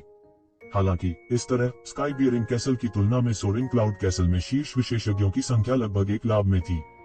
वे मूल रूप से पोवान क्षेत्र के 9वें स्वर्ग में 15 अस्तित्व रखते थे, लेकिन अब केवल 13 ही बचे थे। वे 2 खो चुके थे और वे दोनों विशेषज्ञ थे। यह एक बहुत बड़ा नुकसान था। इसे उनकी जीवटता पर आघात भी कहा जा सकता है। स्काई बियरिंग कैसल के खिलाफ उन्होंने अचानक अपना भारी लाभ खो दिया। स्काई बियरिंग किले के लिए यह निस्संदेह बड़ी खबर थी। वे हमेशा उड़ते हुए बादल किले के खतरे में थे और अब उन्होंने उस खतरे से कुछ छुटकारा पा लिया था। हालांकि यह नहीं कहा जा सकता था कि वे शक्ति के संतुलन तक पहुंच चुके थे, लेकिन यह पर्याप्त था। विशेष रूप से एक शिवेन जैसे एक शीर्ष विशेषज्ञ के साथ नजर रख रहे हैं। उनकी सुरक्षा की निस्संदेह बहुत गारंटी थी। ऐसे शक्तिशाली अस्तित्व का सामना करना जो 2 से अधिक विशेषज्ञों को आसानी से मार सकता है। फ्लाइंग क्लाउड कैसल ने अप्रत्याशित रूप से इसके साथ ठंडेपन से पेश आया। उन्होंने शुरुआत से ही जवाबी कार्रवाई करने की योजना नहीं बनाई। आखिरकार यह मामला मौलिक रूप से था क्योंकि उन्होंने स्काई बियरिंग कैसल की ब्लड स्टोन खदान पर आक्रमण किया था। ब्लड जेल में इस तरह का व्यवहार बहुत सामान्य था। हालांकि यह बहुत शर्मनाक होगा अगर उन्होंने इस मामले की वजह से जाने से मना कर दिया। सबसे महत्वपूर्ण बात यह थी कि वे पूरी तरह से आश्वस्त नहीं थे कि वे एक शिवेन से निपट सकते हैं। आखिर उनके हाथ में आया दैवीय साधन भी असफल हो गया था। वास्तव में वे लगभग 8 संप्रदायों के गोलाकार स्वर्ग ध्वज को भी वापस नहीं कर सके। इस घटना ने उन्हें एक बहुत बड़ी सीख दी थी। इसलिए हालांकि ऐसी घटना घटी थी, स्काई बियरिंग कैसल ने येजिवेन पर बहुत भरोसा किया। कम से कम वह फ्लाइंग क्लाउड कैसल के आश्चर्यजनक हमले को खुद से रोक सकता था। यह भी एक सच्चाई थी। यक्षवेन ने बाहरी दुनिया की कई टिप्पणियों की परवाह नहीं की। उनके लिए वर्तमान में सबसे महत्वपूर्ण बात कृपाण दाव अवतार को संघनित करना था। जब तक वे कृपाण दाव अवतार को संघनित कर सकते थे, तब तक उनकी शक्ति में जबरदस्त बदलाव आएगा। पौराणिक स्तर से नीचे कोई भी उसके लिए एक मैच नहीं होगा और उसे अब डरने की कोई बात नहीं होगी। यह किसी और चीज से ज्यादा महत्वपूर्ण था। जब तक उसके पास इतनी शक्तिशाली शक्ति थी, तब तक सभी समस्याओं का समाधान आसानी से हो जाता था। वापस लौटने के बाद वह सीधे ब्लडस्टोन की खान में छिप गया। वह अपने तीसरे मार्शल डाउ अवतार को संघनित करने के लिए ब्लडस्टोन माइन की ऊर्जा का उपयोग करना चाहता था। यह उनके लिए एक महत्वपूर्ण कदम था। यह उसकी लड़ाकू शक्ति को बढ़ाने से कहीं अधिक था। प्रत्येक मार्शल डाउ अवतार के संक्षेपण को संभव होने के लिए मार्शल आर्ट की एक अकल्पनीय समझ की आवश्यकता थी। इसी तरह प्रत्येक मार्शल डाउ अवतार को जोड़ना मूल की तुलना में कहीं अधिक कठिन था। मार्शल आर्ट की समझ की मांग भी तेजी से बढ़ेगी। केवल इस तरह से एक पागल प्रयोग करना संभव हो सकता है। यह कुछ ऐसा था जिसके बारे में आम लोग सोचने की भी हिम्मत नहीं करते थे। ऐसा इसलिए था क्योंकि उसका क्षेत्र बहुत दूर था। पौराणिक स्तर के शिखर पर पहुंचने से पहले उन्हें अभी एक लंबा रास्ता तय करना था। वह कम समय में इसे हासिल करने में सक्षम नहीं हो सकता है। हालांकि समय किसी व्यक्ति की प्रतीक्षा नहीं करता है। हालांकि येज़िवेन के दिल में योजना थोड़ी पागल थी, लेकिन यह एक असहाय विकल्प था। एक बार यह हासिल हो जाने के बाद उसकी ताकत भी अभूतपूर्व होगी। ब्लडस्टोन माइन में तैनात होने का यह सबसे बड़ा फायदा भी था। वे खेती करने के लिए खदान में ब्लडस्टोन उत्पत्ति के पत्थरों का इस्तेमाल कर सकते थे। खदान में ब्लडस्टोन ओरिजिन स्टोन्स को अशुद्धियों को दूर करने के लिए परिष्कृत नहीं किया गया था, इसलिए उन्हें सीधे अवशोषित करना मुश्किल था। प्रक्रिया बहुत तकलीफदेह थी। इसलिए स्काई बियरिंग कैसल के लोगों की नजर में भले ही येज़िवेन खदान में रक्त के पत्थरों को अवशोषित कर ले, लेकिन वह ज्यादा अवशोषित नहीं कर पाएगा। आखिर सब ऐसे ही यहाँ आए। अगर सामान्य से थोड़ा ज्यादा होता भी तो ज्यादा नहीं होता। हालांकि वे नहीं जानते थे कि येज़िवेन की महान परिवर्तन तकनीक उनकी कल्पना से कहीं अधिक भयानक थी। वह ब्लडस्टोन माइन की गहराई में पालथी मारकर बैठ गया। फ्लाइंग क्लाउड कैसल के छापे के बाद खनन कर रहे स्काई बियरिंग कैसल के लोगों ने उसे परेशान करने की हिम्मत नहीं की। यक्षवेन के लिए काम करना भी सुविधाजनक था। वह पालथी मारकर बैठ गया और एक गठन की व्यवस्था करने के बाद महान परिवर्तन तकनीक का उपयोग करने लगा। गड़गड़ाहट। आसपास का ब्लडस्टोन खदान गड़गड़ा रहा था और हिल रहा था। येज़िवेन की महान परिवर्तन तकनीक के मार्गदर्शन में अनगिनत रक्त की हुई सीधे रक्त की हुई की एक लंबी नदी में बदल गई। यह यक्षवेन के शरीर में प्रवाहित हो गई। इसे किसी शुद्धिकरण और तड़के से गुजरने की भी जरूरत नहीं थी। महान परिवर्तन तकनीक की दबंगता देखी जा सकती थी। उसके शरीर में अधिक से अधिक रक्त क्यूई प्रवाहित होने लगा। यह केवल एक बार उसके शरीर से होकर गुजरा, इससे पहले कि वह रहस्यमयी जगह में चला गया। हालांकि अब उनकी प्रतिभा को असाधारण माना जाता था, लेकिन ब्लेड डाउ को पूरी तरह से समझने और रहस्यमय स्थान की मदद के बिना एक अवतार को संघनित करने में कम से कम सैकड़ों साल लगेंगे। इसमें इससे कहीं अधिक भी लग सकता है। इसलिए सबसे महत्वपूर्ण बात रहस्यमय अंतरिक्ष की शक्तिशाली कटौती क्षमता को उधार लेना था। पूरे ब्लडस्टोन माइन की मदद से येज़िवेन को स्वाभाविक रूप से कोई संदेह नहीं था जब उन्होंने निष्कर्ष निकाला। उनके दिमाग में ब्लेडवे के अनगिनत सिद्धांत, नियम और रहस्य लगातार निकाले जाते थे। फिर वे दौड़ने में बदल गए और यक्षवेन के दिमाग में आ गए। इसने ब्लेड के तरीके की उनकी समझ को आश्चर्यजनक गति से सुधार दिया। उसके शरीर के चारों ओर ब्लेड क्यूई की धारियां फूट पड़ी और उसके चारों ओर एक विशाल ब्लेड डाउ डोमेन बन गया। उसका विस्तार सभी दिशाओं में हो रहा था। उसका ब्लेड क्यूई भी तेज और तेज हो गया, जैसे कि यह दुनिया को पूरी तरह से चकनाचूर करने वाला था। पौराणिक स्वामी जो बाहर खनन कर रहे थे, उन्हें नहीं पता था कि अंदर क्या हो रहा था, लेकिन उन्होंने बिल्कुल भी संपर्क करने की हिम्मत नहीं की। पिछली घटनाओं के माध्यम से इसने उन्हें पूरी तरह से बता दिया था कि यक्षवेन के पास जो ताकत थी, वह उससे कहीं अधिक थी जिससे वे मुकाबला कर सकते थे। पूछने की भी हिम्मत नहीं हुई। सौभाग्य से येज़िवेन जिस क्षेत्र में था, वह ब्लडस्टोन खदान का सबसे गहरा हिस्सा था। येज़िवेन ने इसका एक हिस्सा खोल भी दिया था ताकि बाहर खनन से उन पर कोई असर न पड़े। वास्तव में इससे कोई फर्क नहीं पड़ा। पलक झपकते ही दिन ब दिन समय बीतता गया। पलक झपकते ही 2 साल बीत गए। पूरा आसमान धारण करने वाला किला शांतिपूर्ण समय में लग रहा था, दिन ब दिन गुजर रहा था।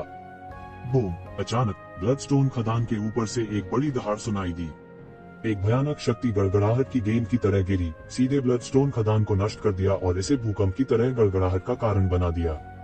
आज से यह ब्लडस्टोन माइन सोरेन क्लाउड किले की है।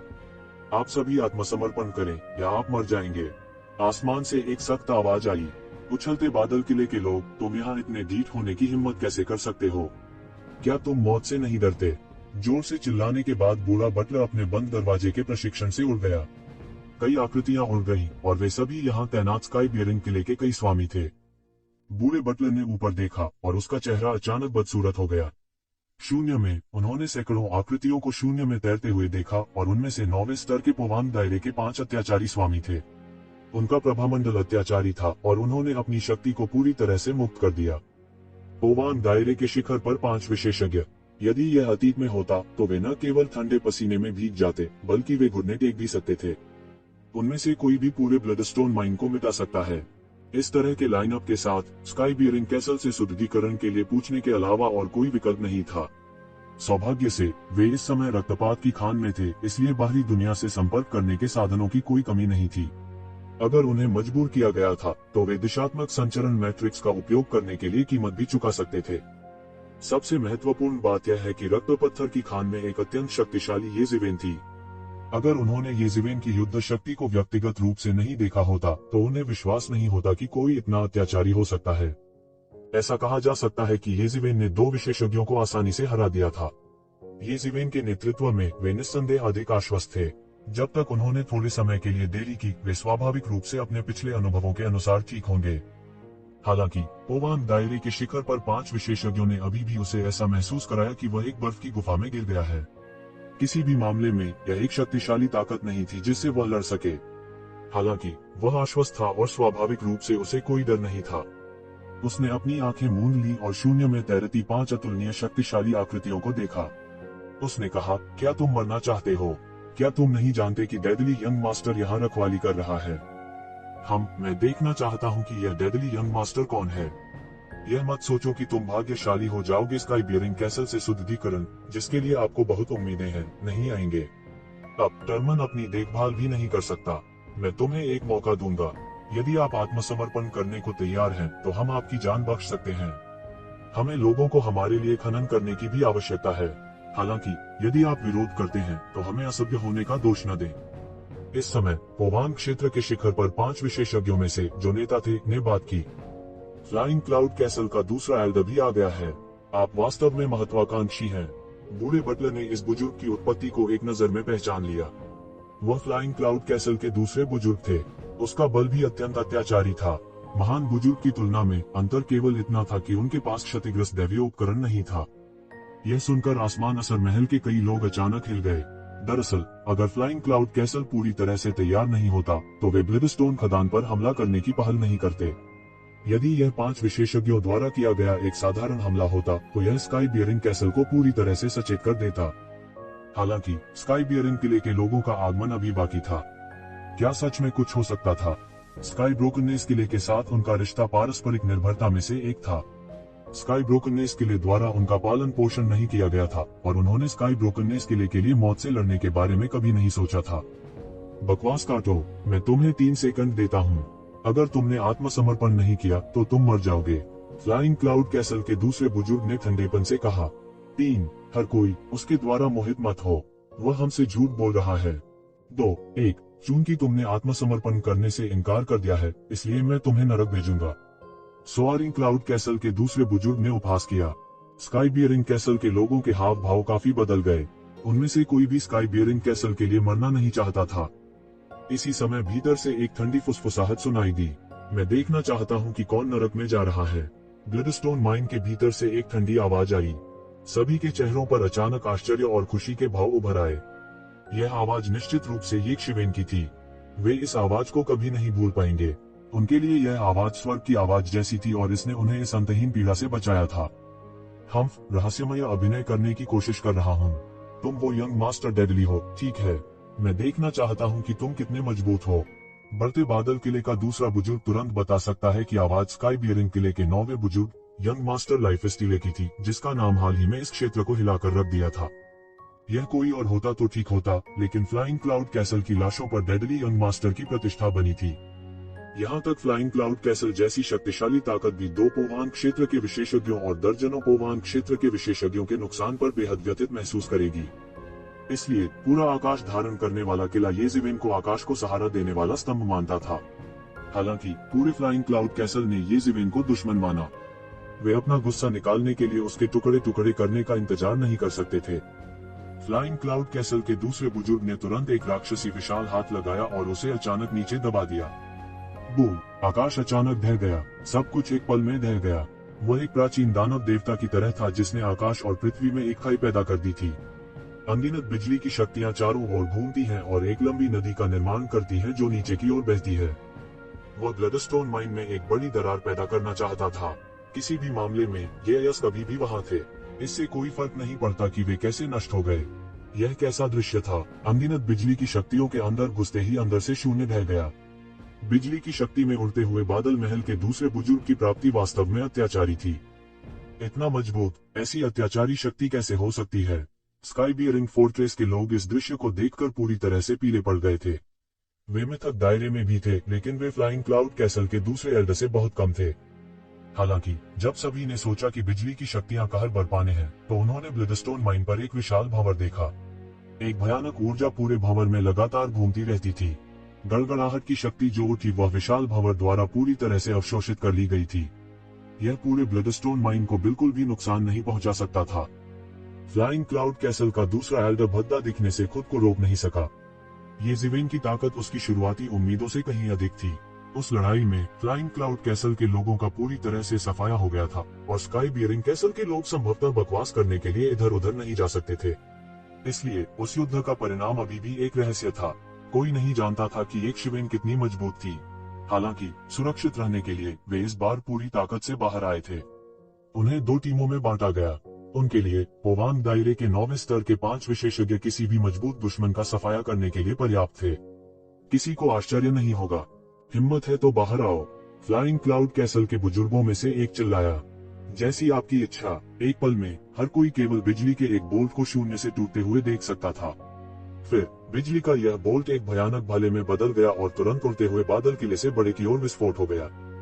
टकराना, लंबा भाला सीधे फ्लाइंग क्लाउड कैसल के बड़े हिस्से में घुस गया और एक चौंकाने वाला विस्फोट हुआ। आकाश और पृथ्वी ने रंग बदल दिया और बुजुर्ग मौके पर ही फट गया। पोवांग दायरे के 9वें स्तर का एक विशेषज्ञ गिर गया था। यह सब बहुत जल्दी हुआ। यह इतना तेज था कि कोई प्रतिक्रिया नहीं कर सकता था। केवल एक चाल से पोवांग क्षेत्र के 9वें स्तर के एक मास्टर की विस्फोट से मौत हो गई। जब बिजली चली गई तो एक शिवेन की आकृति धीरे धीरे प्रकट हुई। उसके हाथ में एक लंबा भाला था जो बिजली से संघनित हो गया था। हल्के से वहां से एक भयंकर जानवर की दहाड़ आ रही थी। फ्लाइंग क्लाउड कैसल के दूसरे एल्डर का रंग अचानक बदल गया। केवल इसलिए नहीं कि ये जीवेन ने पोवांग क्षेत्र के 9वें स्तर के विशेषज्ञ को आसानी से हरा दिया था, बल्कि इससे भी महत्वपूर्ण बात यह थी कि उसने स्पष्ट रूप से ये जीवेन के हाथ में लंबे भाले और अपनी गड़गड़ाहट की शक्ति से एक परिचित भावना महसूस की थी। दूसरे शब्दों में, उसके सामने वाले व्यक्ति ने अपने लंबे भाले को संयमित करने के लिए अपनी मार्शल शक्ति का इस्तेमाल किया था। ऐसा लगता है कि शक्ति खराब नहीं है। मैं पिछले कुछ वर्षों से इस लंबे भाले का पोषण कर रहा हूँ। हालांकि अभी भी एक आखिरी कदम बाकी है। अब आपकी मदद के लिए धन्यवाद। थंडर स्पीयर पूरा हो गया है। ये ज़िवेन मुस्कुराए। उनके हाथ में थंडर स्पीयर स्वाभाविक रूप से जायंट थंडर बीस्ट के सींग के साथ कोर के रूप में परिष्कृत था। जायंट थंडर बीस्ट का जन्म थंडर और लाइटनिंग को नियंत्रित करने वाला राजा बनने के लिए हुआ था। इसे थंडर के देवता के रूप में भी जाना जाता था। जायंट थंडर बीस्ट के लिए इसके पूरे शरीर का सार भी जायंट थंडर बीस्ट के थंडर हॉर्न में केंद्रित था। इसके साथ कोर के रूप में वह लाइटनिंग स्पीयर बनाने में कामयाब रहे। इन सभी वर्षों में वह अपने टेम्पेस्ट विंग्स में बिजली की शक्ति से इसका पोषण कर रहा था। केवल एक अंतिम चरण के साथ उन्होंने फोर्जिंग को पूरा करने के लिए फ्लाइंग क्लाउड कैसल के सेकंड एल्डर की शक्ति उधार ली थी। हालांकि जॉइंट थंडर बीस्ट का जन्म गड़गड़ाहट और बिजली को नियंत्रित करने के लिए हुआ था, फिर भी joint thunder beast flying cloud castle के वर्तमान सेकंड एल्डर की तुलना में बहुत कमजोर था। वज्र की शक्ति के बारे में उनकी समझ भी कमजोर थी। वह एक नजर में समझ गया कि उसके सामने उड़ते हुए बादल महल का दूसरा बुजुर्ग कमजोर नहीं था। वह मिथक क्षेत्र के शिखर पर था और दाव सत्यापन क्षेत्र में प्रवेश करने से केवल आधा कदम दूर था। फ्लाइंग क्लाउड कैसल का दूसरा बुजुर्ग इतना गुस्से में था कि उसने लगभग एक कौर खून उगल दिया। उसे उम्मीद नहीं थी कि न केवल वह ये ज़िवेन को घायल करने में विफल रहा, बल्कि ये ज़िवेन ने इस अवसर का लाभ उठाते हुए एक शक्तिशाली छद्म दिव्य उपकरण को परिष्कृत किया। इसके अलावा ये ज़िवेन ने इस थंडर स्पीयर का इस्तेमाल अपने सामने पोवांग रियल 9वें स्तर के एक मास्टर को मारने के लिए भी किया था। इस समय सभी ने आखिरकार प्रतिक्रिया दी। पोवांग दायरे के 9वें स्तर पर एक विशेषज्ञ को एक कदम में मारना आधे साल पहले की तुलना में बहुत अधिक अत्याचारी था। FC केमी, क्या यह यंग मास्टर डेथ सीकर इंसान भी है? वह बहुत मजबूत है। 2 साल पहले की तुलना में वह कई गुना अधिक अत्याचारी है। 2 साल पहले ऐसा लग रहा था कि उसे लड़ने के लिए कुछ प्रयास करने होंगे। अब ऐसा लगता है कि यह लगभग सहज है। सौभाग्य से हमने आत्मसमर्पण नहीं किया, अन्यथा हम अब गलत पक्ष में होंगे। स्काई बियरिंग कैसल के बहुत से लोग बहुत खुश थे कि उन्होंने गलत पक्ष नहीं चुना, अन्यथा वे वास्तव में इस समय रो रहे होंगे। अच्छा, बस इस वाक्य के कारण मैं तुम्हें बिना दफनाने की जगह के मरने दूंगा। फ्लाइंग क्लाउड कैसल का दूसरा एल्डर इतना गुस्से में था कि वह खून की उल्टी करने वाला था। उसके पूरे शरीर में एक भयानक शक्ति का संचार हो रहा था। एक शक्तिशाली बल तुरंत बह गया और राक्षसी गड़गड़ाहट में बदल गया। यह एक महासागर की तरह बह गया। मूर्ख, तुम अभी भी नहीं जानते कि मैं कितना मजबूत हूँ।